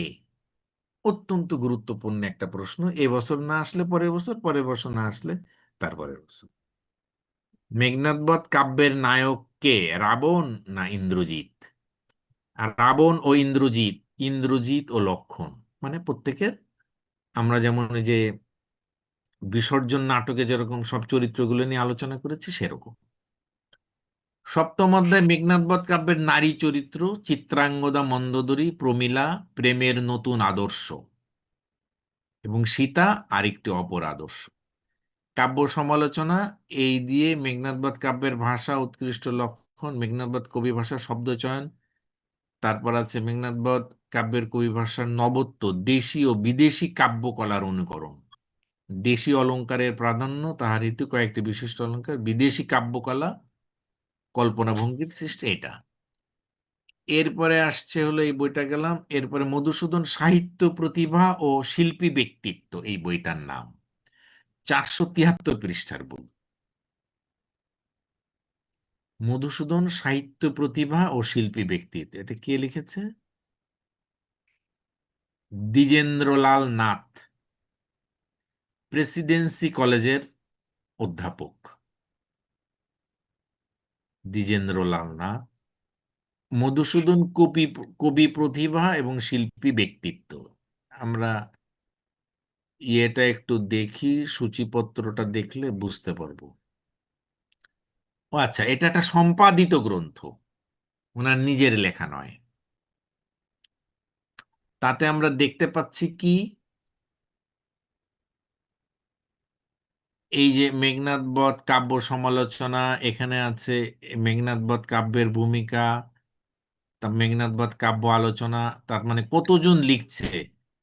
হ্যাঁ, তোমার একজন লিখছে, রাজনারায়ণ বসু লিখছেন মেঘনাদ বধ কাব্য সম্পর্কে, স্যার পণ্ডিত একটা কথা জিজ্ঞেস করবো স্যার, যদি হ্যাঁ, কিছু মনে না করেন। হ্যাঁ, মানে আমি একটা শর্টকাটে একটা প্রশ্ন করতে চাই যে হুম, মধুসূদন দত্তের যে সাহিত্য জীবন, হ্যাঁ, তো হুম, সাহিত্য জীবনে তার কি মূল উদ্দেশ্য কি এটাই ছিল যে সে এরকম একটা কথা বলছিল যে সে আসছে যশের জন্য, মানে হুম। সে বাংলা সাহিত্যে আসছে যশের জন্য, আসলে কি তাই নাকি তার ভিতরে অন্য কোনো মানে পিওর যেটা আমরা বলি সাহিত্যিক প্রেরণা এরকম কিছু কি বিন্দুমাত্র হলেও ছিল, নাকি পুরোটাই ছিল হয়তো বা নিজের ট্যালেন্টটাকে প্রকাশ করার জন্য বা কোনো অন্যান্য কোনো মানে এইটা পার্থিব ওই কোনো যে একটা ইচ্ছা? মানে কবিতার মধ্যে লেখে যে আমি যশ জন্য লিখবো, কিন্তু প্রকৃত উদ্দেশ্য না। আমরা তো জীবনী দেখে বুঝলাম যে তিনি বাধ্য হয়ে বা ইয়ে হয়ে, বলা যায় ওখান থেকে কিছুটা প্রত্যাখ্যাত হয়ে, বা জীবনের যখন এই যে চতুর্দশপদী কবিতা যখন লিখছেন ফ্রান্সের ভার্সাই নগরীতে বসে, এই তখনও তার মনে পড়ছে, মানে বিদেশে গেলেই তো ওই পতিত জীবনের কথা মনে পড়ে, কপোতাক্ষ নদের কথা মনে পড়ে, গ্রামের কথা মনে পড়ে, তখন তিনি এইগুলো লিখছেন। এগুলো কবি মনের আকুতি, সবসময় এটা থাকে। কবি মন কখনোই এটা বলা যাবে না যে কখন কি উদ্দেশ্যে বলছে। হ্যাঁ, যাই হোক, তার মানে আমরা বলছি যে এই গ্রন্থের মধ্যে কতজনের বক্তব্য আছে, তাই না? রাজনারায়ণ বসু লিখছেন মেঘনাদ বধ, পণ্ডিত রামগতি ন্যায়রত্ন, তারপর বঙ্কিমচন্দ্র চট্টোপাধ্যায় লিখছেন, এদিকে লিখছেন জ্যোতিরিন্দ্রনাথ ঠাকুর লিখছেন, হরপ্রসাদ শাস্ত্রী লিখছেন, শ্রীশচন্দ্র মজুমদার লিখছেন, রবীন্দ্রনাথ ঠাকুর লিখছেন। রবীন্দ্রনাথ ঠাকুরের লেখাটা কি? প্রসঙ্গ মেঘনাদ বধ কাব্যের তাৎপর্য, এটা একটা বিরাট ব্যাপার না? রবীন্দ্রনাথ ঠাকুর লিখছেন। এদিকে আমরা দেখলাম বঙ্কিমচন্দ্র চট্টোপাধ্যায় লিখছেন মধুসূদন দত্ত, একই সময়ের লেখক তারা, তাই না? মানে বঙ্কিম আর মধুসূদন তো একই টাইমের। আর এখানে তো মধুসূদন আরেকটা মজার ব্যাপার হচ্ছে, যেই বছর এটা প্রকাশ হলো 1861, ওই দিন তো ওই বছর তো রবীন্দ্রনাথ নিজেই জন্মগ্রহণ নিজে করছে স্যার। জন্মগ্রহণ করলো, রাইট, 1861-তে। যাই হোক, আবার মহিতলাল মজুমদার এখানে, আবার এখানেও লিখছেন মেঘনাদ বধ কাব্য প্রসঙ্গ। হ্যাঁ, আবার লিখছেন সুশীল কুমার দে, লিখছেন বাংলা মহাকাব্য ও মধুসূদন, তাই না? আরো কে? মধু, পুরোটাই মধুসূদনের উপরে। হুম, তার মানে এখানে প্রায় 43 জন বিখ্যাত ব্যক্তি, 43 জন বিখ্যাত ব্যক্তি মধুসূদনের উপরে তাদের লেখা, তাদের মূল্যায়ন, একটা বিরাট ব্যাপার। এরপরের বইটা আমরা দেখি, কি বই? মধুস্মৃতি, সোমনাথ, নগেন্দ্রনাথ সোম, এটা মধুসূদনের জীবনী। হুম, পুরো জীবনী। তাও জীবনী কত পৃষ্ঠার? এই ছোট ছোট লেখার 719 পৃষ্ঠার বই এটা। হুম, মধুস্মৃতি, মাইকেল মধুসূদন দত্তের জীবনী। এরপরের বইটা হলো কি বই? মাইকেল মধুসূদন দত্ত জীবন ভাষ্য। যে ব্যক্তির মৃত্যুকালীন দাফন কোথায় হবে সেটা হচ্ছে না, হ্যাঁ, তার উপরে কত বড় বড় ব্যক্তিরা বই লিখছে। এটা হচ্ছে প্রমথনাথ বিশি। প্রমথনাথ বিশি তো রবীন্দ্র জীবনী লিখেছেন। রবীন্দ্র রবীন্দ্রনাথের জীবনী লিখেছেন এই যে প্রমথনাথ বিশি। এটা বলছেন জীবনী, জীবন ভাষ্য। তার মানে এই প্রত্যেকটা জিনিসের এটার আদিকাণ্ড কই?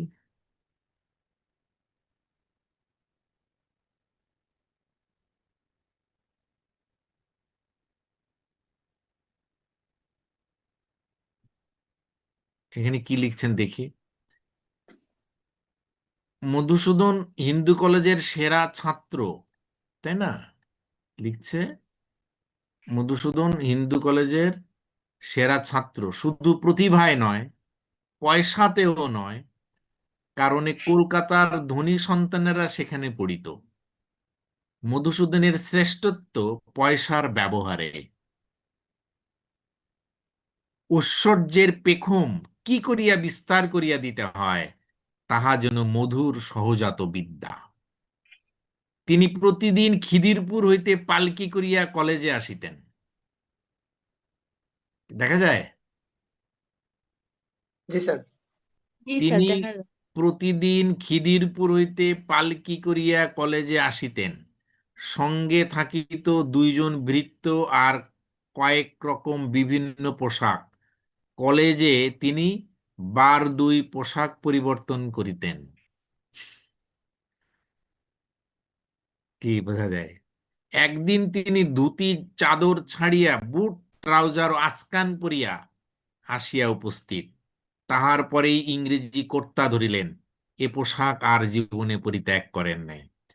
তাহার দেখা দেখি কলেজের ছাত্রদের মধ্যে উড়ুনিহীন এক স্যুটের একটি দল গড়িয়া উঠিল।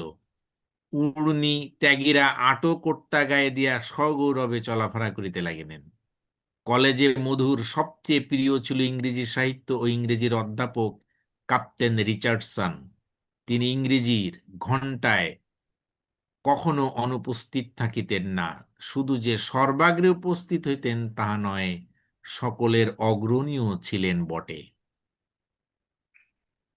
তিনি ছাত্রদিগকে ইংরেজি সাহিত্যের রস গ্রহণে সাহায্য করিতেন। যাহারা ইংরেজিতে রচনা করিত তাহাদের রচনা সংশোধন করিয়া দিতেন এবং বিশিষ্ট ছাত্রদের কবিতা নিজের সম্পাদিত লিটারারি গ্লিনার কাগজে ছাপিতেন। মধু তাহার প্রিয় ছাত্র। মধুর অনেক সনেট তিনি নিজের কাগজে প্রকাশ করিয়াছিলেন। কি বোঝা যায়? হ্যাঁ, যে স্যার ব্যক্তি, এখানে বোঝা যাচ্ছে এক তো সে যুবকদের আইডল হিসেবে ছিল পোশাক স্টাইলে, আর হচ্ছে মেধাসত্ব তো দেখা যাচ্ছেই। তাই না? তার মানে ওই খিদিরপুর হইতে পালকি করিয়া কলেজে আসিতেন। পালকি মানে কি? হ্যাঁ,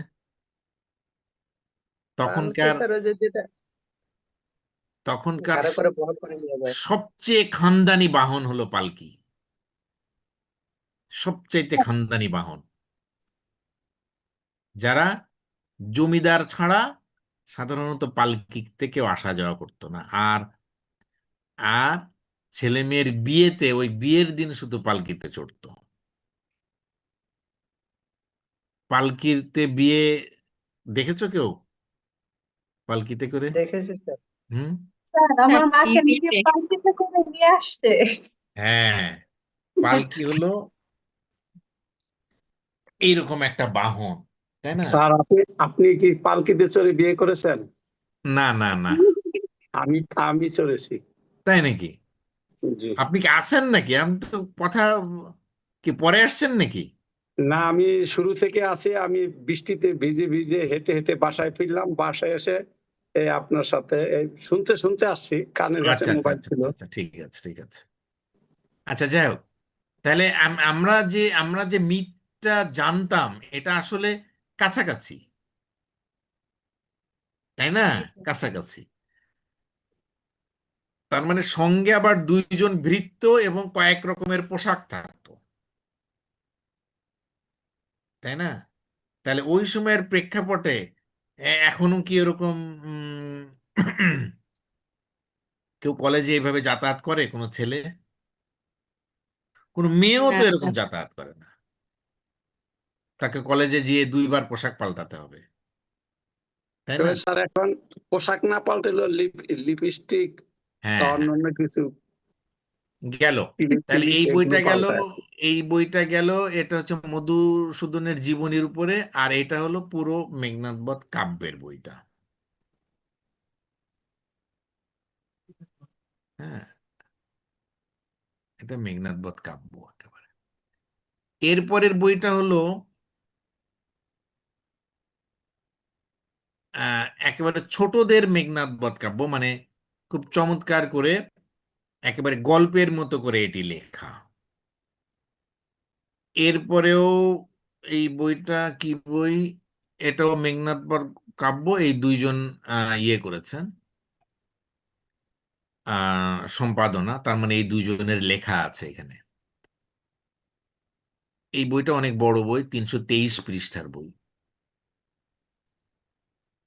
এরপরের একটা আর্টিকেল আছে, মাইকেল মধুসূদন দত্তের মেঘনাদ বধ কাব্য আধুনিকতার শিল্পস্তর।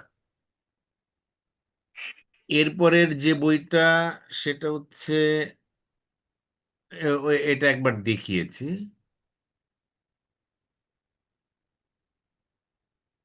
এইটা আর একটা বই, সেটা হলো মেঘনাদ বধ কাব্যের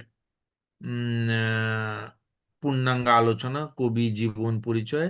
এটা অনেক বেশ বড়, 104 পৃষ্ঠার একটা সমালোচনা। মহিতুল মজুমদার, এটাও আমরা পড়েছি, এটা তো ওই বইটা আমার লাইব্রেরি, এটা গেল।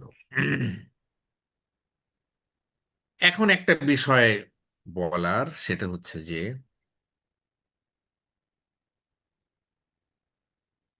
রামায়ণ,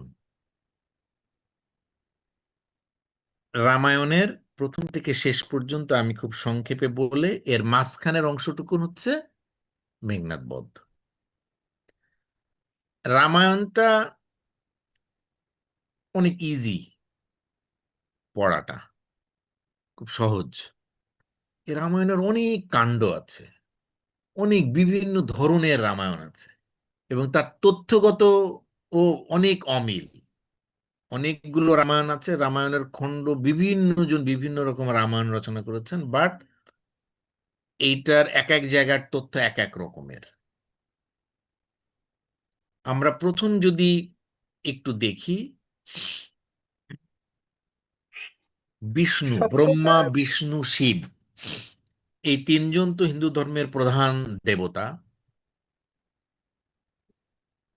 ব্রহ্মা হচ্ছে সৃষ্টিকর্তা, বিষ্ণু হচ্ছে পালনকর্তা, এবং শিব হচ্ছে সংহারকর্তা। তা এই বিষ্ণুর সপ্তম অবতার হিসেবে রামের জন্ম হলো। তার মানে রাম কিন্তু বিষ্ণুর অবতার, বুঝা গেছে?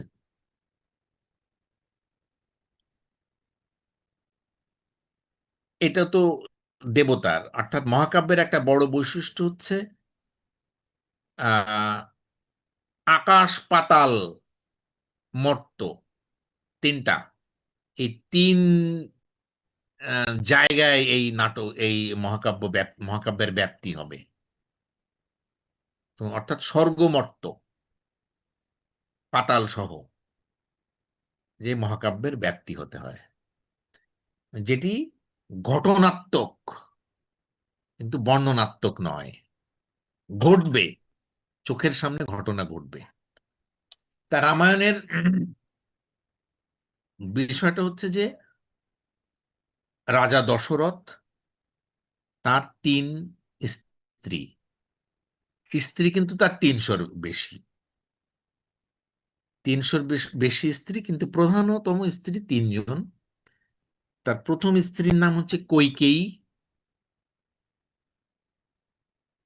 কৈকেয়ী না, স্যার কৌশল্যা। কৌশল্যা। প্রথম স্ত্রী হচ্ছে কৌশল্যা, দ্বিতীয় স্ত্রী হচ্ছে কৈকেয়ী, আর তৃতীয় স্ত্রী হলো কি? সুমিত্রা। সুমিত্রা। কৌশল্যার এক ছেলে, সে হচ্ছে রাম। কৈকেয়ীর এক ছেলে, তার নাম হচ্ছে ভরত। আর তৃতীয় স্ত্রীর দুই ছেলে, লক্ষণ এবং শত্রুঘ্ন। বুঝা গেছে? এক সময় রাজা দশরথ খুব অসুস্থ হয়ে পড়েছিলেন বা কোনো কারণে তার দ্বিতীয় স্ত্রী, মানে এখন এই তিনজনের দ্বিতীয় কৈকেয়ীকে দুইটা বর দেবেন বলে প্রতিশ্রুতি দিয়েছিলেন। এখন রাজা দশরথ খুব বৃদ্ধ হয়ে যাচ্ছেন, এই জন্য রামকে রাজ্য অভিষেক করবে এই সিদ্ধান্ত যখন নিয়েছেন, তখন কৈকেয়ী তার ছেলে ভরতকে রাজা বানাবে বলে রাজা দশরথের কাছে ওই দুইটা বর চেয়ে বসলো। দুইটা বরের একটা বর হচ্ছে রাবণকে 14 বছরের জন্য বনবাসে পাঠাতে হবে, এটা একটা। আর দ্বিতীয় চাওয়া হলো তার ছেলে ভরতকে রাজা বানাতে হবে। ভরত তখন তার নানা বাড়িতে। এই পরিস্থিতিতে কিচ্ছুই করার নেই, রাজা দশরথ কোনোভাবে মানতে চাচ্ছিলেন না, কিন্তু রাম বলল যে না, পিতৃসত্য রক্ষা করতে হবে তাকে। সে যেতে রাজি এবং 14 বছরের বনবাসে সে চলে যাচ্ছে। স্ত্রীর কাছ থেকে যখন বিদায় নিচ্ছে তখন বলল যে আমিও যাব, এদিকে লক্ষণও বলল আমি যাব। তিনজনে মিলে চলে গেল 14 বছরের বনবাসে। এর মধ্যে ভরত এসে দেখলো যে এরকম একটা পরিস্থিতি ঘটনা ঘটে গেছে, তার মার মার সঙ্গে খুব রাগারাগি হলো এবং রাম এবং লক্ষণকে ফিরিয়ে আনতে গেল। ফিরিয়ে আনতে গিয়ে তার আসলো না, শেষে তার দুটো পাদুকা মানে জুতা নিয়ে এসছে, নিয়ে এসে সেটি সিংহাসনে রেখে তার নামে, রামের নামেই ভরত করছে, রাজ্য পরিচালনা করছে। এর মধ্যে রাজা দশরথ খুব অল্প কয়েকদিনের মধ্যে পুত্র শোকে তিনি মারা গেলেন। এটা হলো একটা পার্ট। আচ্ছা, আর একটা পার্ট হচ্ছে, মানে আমি তো একটা খুঁজতে খুঁজতে যে শেষ পর্যন্ত যে গোড়ার আর ফিরে আসতে পারি না।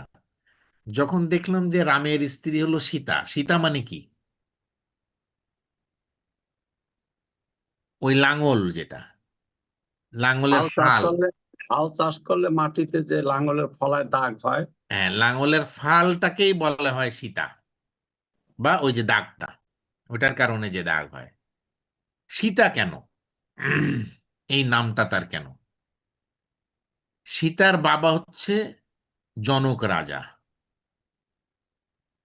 বাট সীতা কারোর ঔরস জাত সন্তান নয়।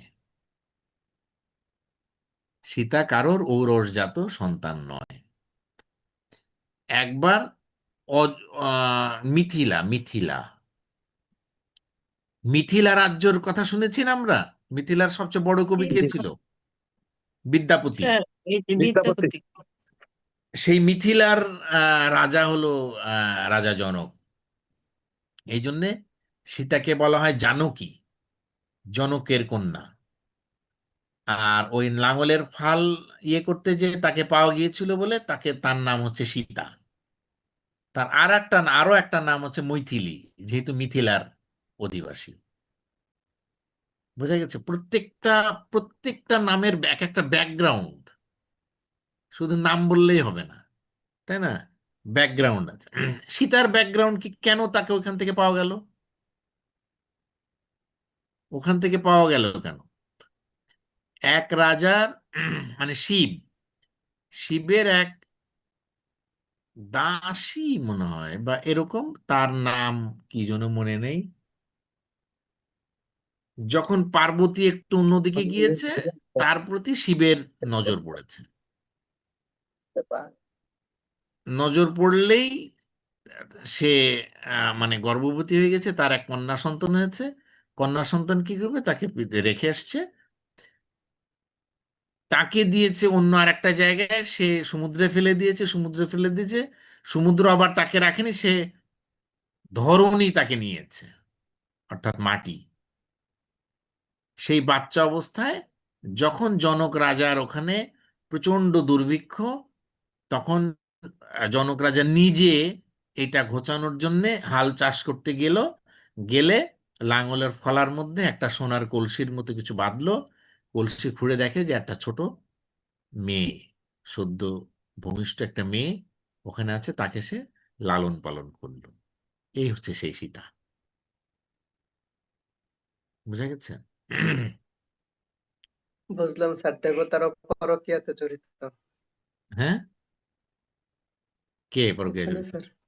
হ্যাঁ। দেবতারা স্যার। তা তো, এটা তো সবাই। ইন্দ্র, ইন্দ্রর একবার দেবতা অভিশাপে কি দেবতা হয়েছিল? দেবতাদের পরক্রিয়া না থাকলে তো স্বর্গে এত অপ্সরা বা হুম। ফুলকুড়ি থাকতো না। দেবরাজ ইন্দ্রের, একবার দেবরাজ ইন্দ্রের পুরো শরীরে ইয়ে হয়ে গেল, অভিশাপের কারণে চোখ উঠে গেল, অথবা এই যৌনাঙ্গ তৈরি হয়ে গেল। তার চোখ উঠে গেছিল চোখ, অহল্যার প্রতি কুদৃষ্টি দেওয়াতে। কুদৃষ্টি দেয়াতে, দেবরাজ ইন্দ্রের। বোঝা গেছে? আচ্ছা, এর মধ্যে আবার একটা মানে বড় ধরনের একটা কারণ আছে, যে রাবণকে আসলে মেরেছে কে? রাবণকে, আসলে তো মেরেছে স্যার, শিবে মেরেছে স্যার। না, তাত্ত্বিক কারণটা হলো রাবণকে মেরেছে আসলে সীতা। এটাও আবার ওই পূর্বের একটা হিসাব নিকাশ আছে, পূর্বের একটা হিসাব নিকাশ আছে। এটা এটা একটা অন্য ধরনের একটা কথা, এটা তাত্ত্বিক কথা। সেটা হচ্ছে যে উম, সীতা যখন অগ্নিতে প্রবেশ করে, সীতা যখন অগ্নিতে প্রবেশ করে, তখন মূল সীতা অগ্নিতে গিয়েছে, একটা ছায়া সীতা, একটা মায়া সীতা বা ছায়া সীতা সেখান থেকে বেরিয়ে এসছে। বুঝা গেছে? এই মায়া বা ছায়া সীতাকে রাবণ অপহরণ করেছে, মূল সীতা সেখানে রয়ে গেছে অগ্নির ভেতরে, আগুনের ভেতরে। তো অগ্নিদেব বলল যে তোমার বিপদ সামনে, এটা তো ভবিতব্য, তোমাকে রাবণ অপহরণ করে নিয়ে যাবে, তোমার শ্লীলতা হানি করবে, তুমি কি করা যায়? তা তুমি আমার ভেতরে প্রবেশ করো। তুমি, সীতা মানেই কিন্তু পার্বতী, এবং এবং ইয়ের যুগে, দাপর যুগে এসে সেই দ্রৌপদী, এই সীতাই তারপরে দাপর যুগে এসে এ, দ্রৌপদী। পার্বতী আবার দুর্গা। হ্যাঁ, মানে এরা হলো পৃথিবীতে অবতার হিসেবে এসছে। তখন অগ্নিদেব বললো যে তুমি আমার ভিতরে গ্রহণ করে, তো তুমি আমাকে কখন আবার ফেরত দেবে? ফেরত দেবে কখন? তোমাকে যখন ছায়া সীতা, যখন রাবণ অপহরণ করে নিয়ে যাবে, এবং এই যখন আবার তুমি ফেরত আসবে, ফেরত আসলে তোমাকে গ্রহণ করবে না, তোমাকে অগ্নি পরীক্ষা দিতে হবে। যখন তুমি অগ্নি পরীক্ষা দেবে, তখন তুমি যখন ঢুকবে, তখন ছায়া সীতা ঢুকবে, আর তখন আমি তোমাকে আসল সীতাকে বের করে দেবো। এটা আবার অন্য আর একটা কাহিনী রাবণের, এটা মূল রামায়ণে নেই। এটা এটা আর একটা রামায়ণ আছে, অদ্ভুত রামায়ণ, সেই রামায়ণে আছে এটা। আবার বলে, এই অদ্ভুত রামায়ণের আরো একটা কাহিনী, মূল বাল্মীকি রামায়ণের কাহিনী না এটা। মানে এক একটা জায়গায় রামায়ণের এক এক রকমের তত্ত্ব। যেমন ইয়ে ওই কৈকেয়ীর দাসী ছিল, কি নাম, পূজা মনে আছে?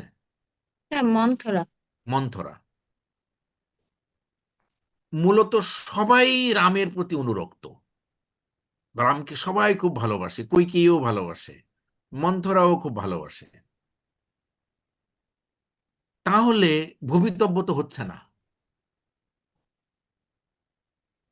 মানে যেটা ভবিষ্যৎবাণী সেটা তো খাটবে না। রাম যদি রাজা হয়ে যায়, তাহলে বনবাসে যাবে কিভাবে? এবং রাবণকে ধ্বংস করবে কে? রাবণকে ধ্বংস করবে হচ্ছে ওই ব্যক্তি যে 14 বৎসর বনবাসে থেকে স্ত্রী আম, সঙ্গ থেকে যে বঞ্চিত, এরকম একজন ব্যক্তি যে রাবণকে হত্যা করতে পারবে বা মেঘনাদকে হত্যা করতে পারবে, তাছাড়া আর কেউ হত্যা করতে পারবে না মেঘনাদকে। মেঘনাদ যখন বর চাইলো, তখন আমাকে অমর বর দাও, আমাকে অমরতার বর দাও। মেঘনাদকে অমরতার বর কেন দিতে হলো, বা এরকম ইন্দ্রজিৎ যে, তাকে কেন এই বরটা দিতে হলো? সে ইন্দ্রকে বেঁধে রেখে দিয়েছিল লঙ্কায় নিয়ে এসে। সে দেবরাজ ইন্দ্রকে বেঁধে লঙ্কায় আটকে রেখেছিল প্রায় 1 বৎসর। তখন সব দেবতারা এসে কাকুতি মিনতি করলো যে তুমি ওকে ছেড়ে দাও। মেঘনাদকে বললো তুমি দেবরাজ ইন্দ্রকে ছেড়ে দাও। তা ছেড়ে দিল, কিন্তু তোমাকে কি বর দেবো? আমাকে মানে অমরতার বর দাও। তখন অমরতার বর তো কাউকে দেয়া যায় না। তখন তাকে বললো যে চলো নিকুম্ভিলা যজ্ঞে চলো। নিকুম্ভিলা এই যজ্ঞে যদি তুমি অগ্নি পূজা করে এই যজ্ঞ করে কোনো যুদ্ধে যাও, তাহলে তুমি অমর হবে, মানে তোমাকে কেউ মারতে পারবে না, তাই না? কিন্তু ওর ভিতরে একটা শর্ত দেয়া থাকে, হ্যাঁ মারতে পারবে সেই যে 14 বছর বনবাসে থাকে এবং যে 14 বছর ধরে স্ত্রী সঙ্গ থেকে বঞ্চিত। তা সেটা হচ্ছে লক্ষণ। যাই হোক, এই পরিস্থিতিতে বাট মন্থরা অত্যন্ত খুশি রাম রাজা হওয়াতে। তখন দেবরাজ শিব বলল, বিষ্ণু বলল, তাহলে তো আমার আম, আর এটা তো আর আগাবে না। রাম যদি রাজা হয়ে যায়, সে বনবাসে কি করে যাবে? তখন স্বর্গ থেকে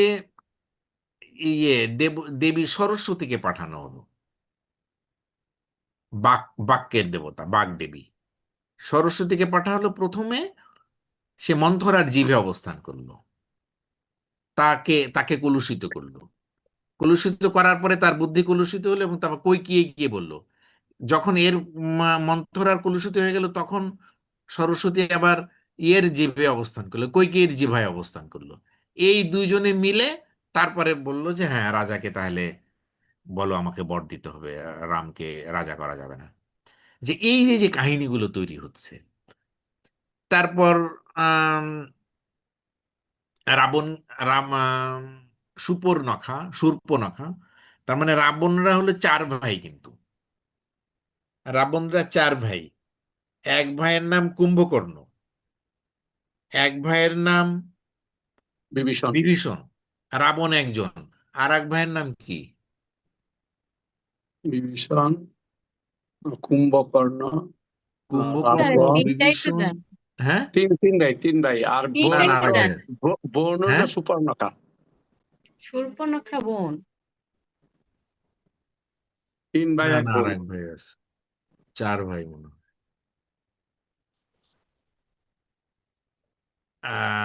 রাবণ, আমরা তো কুম্ভকর্ণ, মেঘনাদ বধে কিন্তু বিভীষণ। ওই যে ও, ওই যে আমি বলি কুবের সম্ভবত। যাই হোক, দক্ষ কুবের, হ্যাঁ না না, ওই দক্ষ বা আরেক, কুবের নাকি? হ্যাঁ ওই রকম আরেকটা আছে। যাই হোক, আর সীতাকে যখন আম, ইয়ে শূর্পণখা যখন রামকে এসে প্রস্তাব দিল, প্রস্তাব দেওয়ার পরে সে রাজি হলো না, বললো লক্ষণের কাছে যাও। লক্ষণের কাছে যখন গেল, যখন লক্ষণের সামনে বসে শূর্পণখা সীতাকে কটূক্তি করছে, রামকে কটূক্তি করছে, সে রেগে গিয়ে তার নাক এবং কান কেটে দিল শূর্পণখার। শূর্পণখা কেন? শূর্পণখার নামটা এই কারণে যে তার কান হলো কুলোর মতো,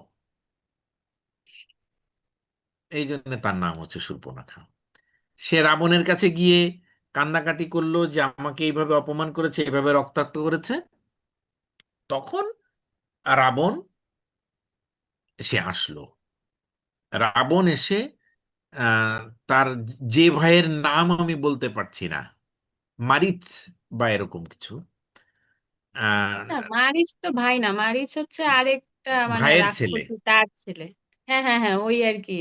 রাবণের ভাইয়ের ছেলে, ওই ভাইয়ের নামই তো বলতে পারছি না। হ্যাঁ হ্যাঁ। যে তাকে তাকে বললো যে তুমি একটা হরিণের উম, ছলনায় যাও, সীতা ওই হরিণকে দেখলো, দেখার পরে তারপর বললো যে আমাকে হরিণটা এনে দাও। তার রাম তাকে শিকার করতে গেল, কিন্তু সে তো ওই চিল্লায় উঠলো যে আমাকে বাঁচাও, আমাকে বাঁচাও। এটা তো আমরা সবাই জানি। তার এদিকে লক্ষ্মণ রেখে গেছে সীতার কাছে। লক্ষ্মণ কোনোভাবেই যাবে না। সীতা বললো যে না, অবশ্যই সে বিপদে পড়েছে, তুমি কেমন ভাই। সে গেল, কিন্তু একটা দাগ দিয়ে গেল, এই দাগের বাইরে তুমি যাবে না। যখন গেল এর মধ্যেই রাবণ এসছে। সে ব্রাহ্মণের ছদ্মবেশে এসে যখন ওই ভিক্ষা নিতে আসছে, দাগের এই পাশে আসছে, তাকে ধরে নিয়ে চলে গেছে।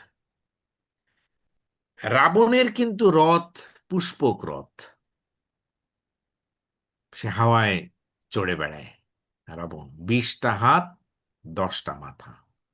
যখন সীতাকে ধরে নিয়ে যাচ্ছে, সীতা তখন ছটফট করে সেই অলংকারগুলো ফেলে যাচ্ছে যাতে বুঝতে পারে। গরুড় নামে এক পাখি তাকে রক্ষা করতে গিয়ে তারও ডানা কেটে ফেলে, এবং সে তার মধ্য দিয়েই খবরটা পায় যে হ্যাঁ, রাবণ সীতাকে ধরে নিয়ে গেছে। গরুর না, জটায়ু পাখি। হ্যাঁ, জটায়ু। স্যার ওই সে রাবণের আরেক ভাইয়ের নাম হলো কুবের বা বৈশ্রবণ, সৎ ভাই, আপন ভাই না। হুম হ্যাঁ, হুম সৎ ভাই। হুম। যাক, এই এই পরিস্থিতিতে যখন আহ রাবণ রাম এবং লক্ষ্মণ দুইজনই সীতাকে খুঁজতে যাচ্ছে, কোথাও খুঁজে পাচ্ছে না।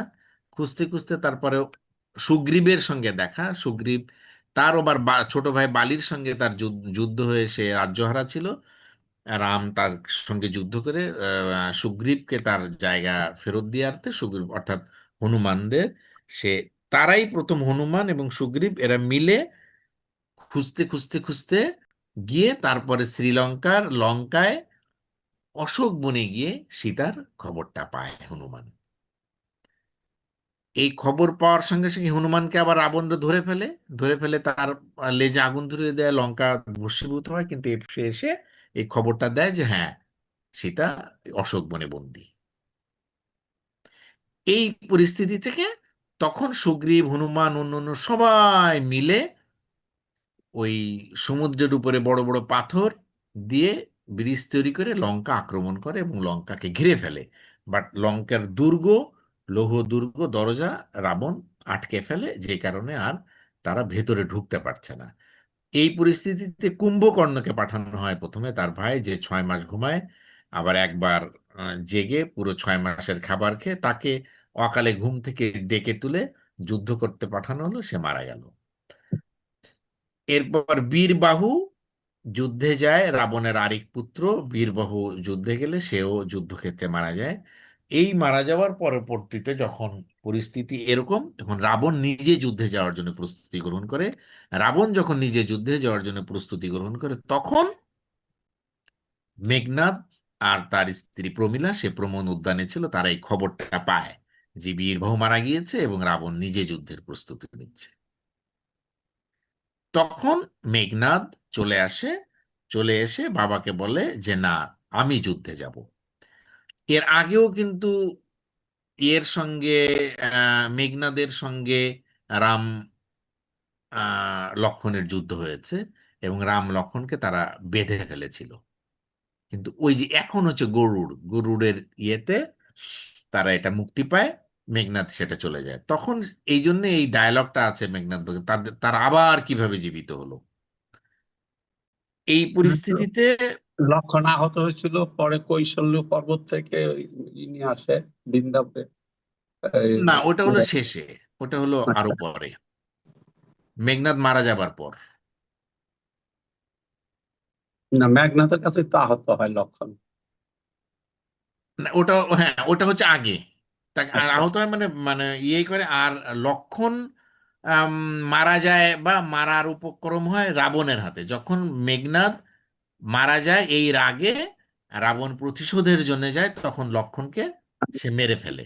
বাট তখন রাম নাগলোকে গিয়ে তার পিতা কিসের দশরথের সঙ্গে দেখা করে এইটার ইয়ে পায় যে তুমি হনুমানকে দিয়ে ওই কি পর্বত থেকে এই কৈশল্য নিয়ে পর্বত, কৈশল্য পর্বত থেকে কি নিয়ে আসে যে এই যে এটা ভুলে গেলাম। বৈশল্যকরণী।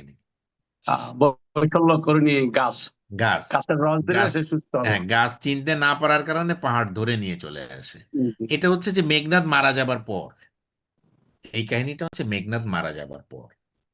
এর মধ্যে লক্ষ্মী দেবী নামে একজন ব্যক্তি আছে, যিনি লঙ্কাতেই বসবাস করে। এই লক্ষ্মী দেবী এই প্রভাবকের ভূমিকাটা পালন করে। মেঘনাদকে দিয়ে এদিকে খবর দেয়। মেঘনাদ যখন রাজ্য অভিষেক অর্থাৎ সেনাপতির দায়িত্ব গ্রহণ করছে এবং পরের দিন নিকুম্বিলা যজ্ঞ করে তারপর সে যুদ্ধক্ষেত্রে যাবে, তখন তো পুরো মানে স্বর্গ মর্ত উথাল পাথাল পরিস্থিতি, যে মেঘনাদ যুদ্ধে যাচ্ছে, রাম রাবণের তো আর রক্ষা নাই স্যার এখন। এখানে একটা প্রশ্ন হুম। ছিল স্যার, এই যে লক্ষ্মী হ্যাঁ, দেবীর কথা যে বললেন, সেও তো এক দেবী, তো সে হ্যাঁ, লঙ্কায় কেন বাস করতো, মানে কি কারণ? কারণ সেও তো একজন দেবী, কিন্তু সে একজন রাক্ষসপুরীতে বসবাস করে স্যার। হ্যাঁ, ওইটা ওইটা এইটা তার দায়িত্ব লঙ্কায় অবস্থান করা। রাবণ রাবণের মৃত্যু না হওয়া পর্যন্ত সে স্বর্গে ফিরে যেতে পারবে না। এটার আর একটা ব্যাকগ্রাউন্ড আছে, সেটা আমি হয়তো এখানে নাই। এটার অন্য আর একটা রামায়ণ খুঁজতে হবে। রামায়ণেরও সবকিছু থাকবে না, এটার প্রত্যেকটার আর একটা ব্যাকগ্রাউন্ড থাকে। এটা এখন আপাতত আমি জানি না। সেই লক্ষ্মী দেবী দেবরাজ ইন্দ্র এবং শিব সবার কাছে গিয়ে তারপরে ওই অস্ত্রটা নিয়ে আসে। অস্ত্র নিয়ে এসে লক্ষ্মণকে দেয়। ওই লক্ষণ ওই অস্ত্র নিয়ে স্বপ্ন দেখে। স্বপ্ন দেখে ওই গভীর রাতে এসে অশোক বনে এই সবার আসে। তারপরে ওই মায়া জালে বিস্তার করে সবাই ঘুমিয়ে থাকে, সে আসে এবং নিকুম্ভিলা যজ্ঞের মধ্যে প্রবেশ করে এবং যজ্ঞের পূর্ণ হওয়ার আগেই মেঘনাদকে সে হত্যা করে। এই পরিস্থিতিতে রাবণ যুদ্ধবিরতির আহ্বান জানায়, যুদ্ধবিরতি হয় এবং তখন তো রাবণ মেঘনাথ যজ্ঞ যুদ্ধে যায়। করতেন। তারপর লক্ষণকে সে মেরে ফেলে। এরপরে ওই পরিস্থিতিটা। মেঘনাথ তখন যজ্ঞ করে, নিকুম্বিলা যজ্ঞ করে ছিল না? না, যজ্ঞ ঘরেই তো মারে মেঘনাদকে। যজ্ঞ করে মারে, বিভীষণ দেখিয়ে দেয় হ্যাঁ, লক্ষণকে। বিভীষণ বিভীষণ দেখে দেয়। এই পরিস্থিতিতে যুদ্ধবিরতি হয় এবং যুদ্ধবিরতির কারণ হলো মেঘনাদকে মানে দাহ করার জন্য, সৎকার করার জন্য। এবং সেই পরিস্থিতিতে প্রমীলা দেবীও তার সহমরণ প্রথায় তার সঙ্গে সহমরণে যায়। এই হলো, এর মধ্য দিয়ে মেঘনাদ বধ কাব্যটা সমাপ্তি ঘটছে। স্যার হ্যাঁ, তার স্যার মানে এই যে আমরা আপনি, দেখছি, দাঁড়াও, আমরা দেখছি যে মেঘনাদ বধ কাব্যটা শুরু হচ্ছে, খুব খেয়াল করতে হবে, মেঘনাদ বধ কাব্যটা শুরু হচ্ছে বীরবাহুর মৃত্যুর মধ্য দিয়ে। বীরবাহু যে পুরো রামায়ণ কিন্তু একটা জিনিস, আর মেঘনাদ বধ কাব্যটা সম্পূর্ণ আর একটা বিষয়। রামায়ণের ভেতর থেকে ছোট্ট একটা অংশ নিয়ে মেঘনাদ বধ কাব্যটা করা। তাহলে আমি পুরো রামায়ণ সম্পর্কে অবশ্যই ধারণা রাখতে হবে, কিন্তু স্পেসিফিক ধারণা রাখতে হবে যে রামায়ণের কোন অংশটুকু মেঘনাদ বধ কাব্যের অন্তর্ভুক্ত।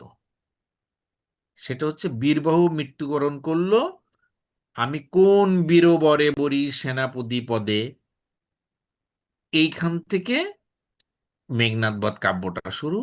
এবং প্রমীলার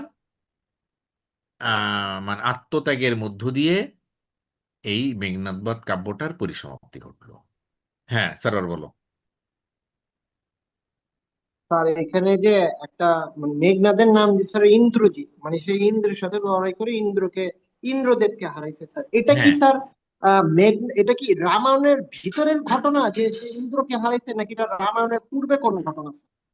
এটা এটা রামায়ণেরই ঘটনা, বাট রামায়ণের একটা ব্যাকগ্রাউন্ড।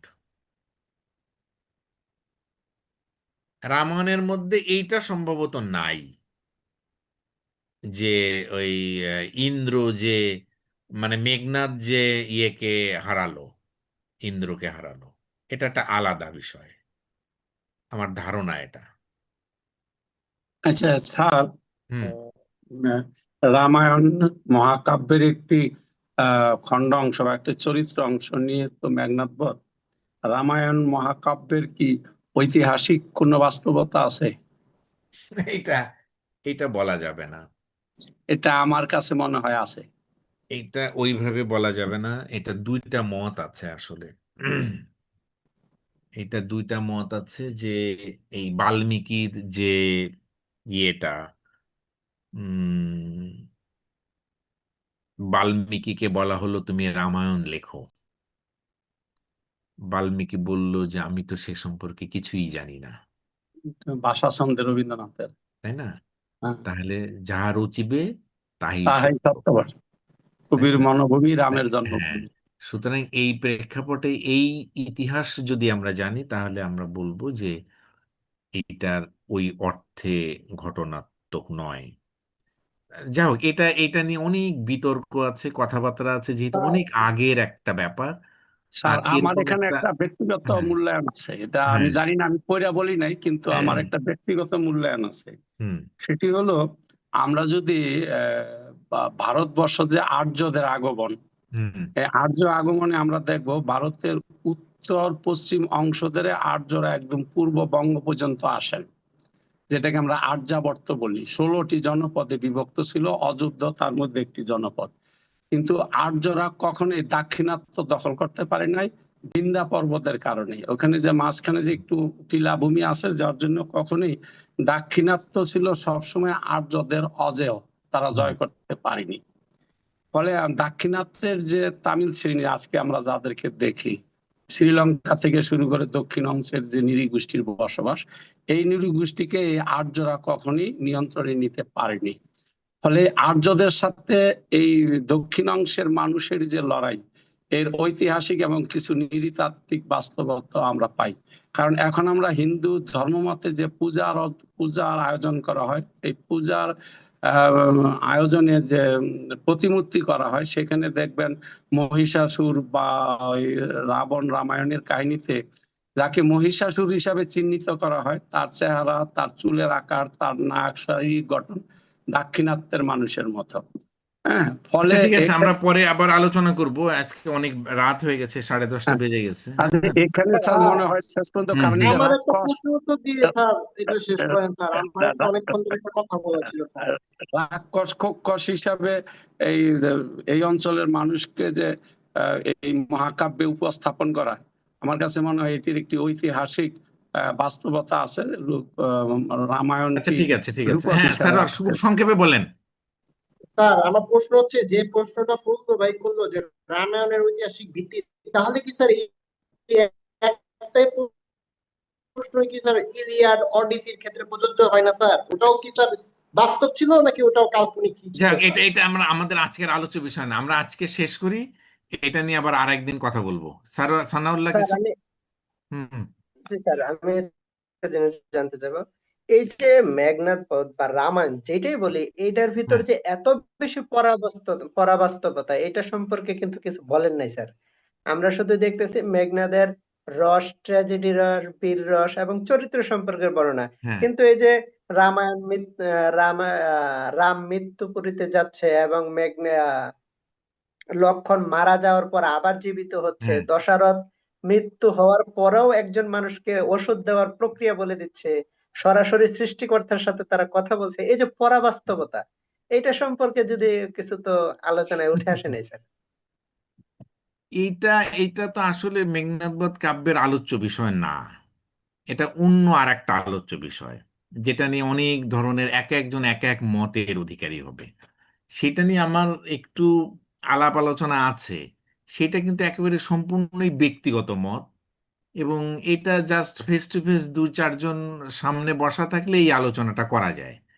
কিন্তু এই ক্লাসের মতো করে এই আলোচনাটা চলে না, এবং এই আলোচনাটা চলতে গেলে আহ আরো কিছু বক্তব্য জানতে হবে, যেটা আম, ইসলাম ধর্মের যে কিছু বড় বড় পণ্ডিত আছে তাদের কিছু বক্তব্য শুনতে হবে। জি হুম, স্যার, আমি ওইটার সাথে অনেকটা মিল পাইছি, এই জন্যই হ্যাঁ, হ্যাঁ, কথাটা হ্যাঁ, হ্যাঁ, উঠাইলাম হ্যাঁ, স্যার। হ্যাঁ, এই মেরাজের হ্যাঁ, হ্যাঁ, ঘটনার হ্যাঁ। সম্পৃক্ততা সেই জন্য আমি রয়েছে বলছি এখানে যে স্যার। এইভাবে ক্লাসে সবার মাঝখানে এই কথাগুলো বলা যায় না। এটা যদি ফেস টু ফেস হয় তখন এটার তো কোনো রেকর্ড থাকে না, তাই না? আমরা স্যার আগামী আগামী শুক্রবার দিন আপনার স্যার কাছ থেকে আমরা এই সুযোগটা হ্যাঁ, নিতে তা এই চাচ্ছি। এই রেকর্ড যখন থাকে না তখন তো অনেক ধরনের কথা বলা লাগে, তাই না? এই জন্যে ওই ফেস টু ফেস এই কথাগুলো বলা যায়। আর আমি কিন্তু স্যার আপনি কি শুক্রবার দিন ক্লাস নেবেন স্যার?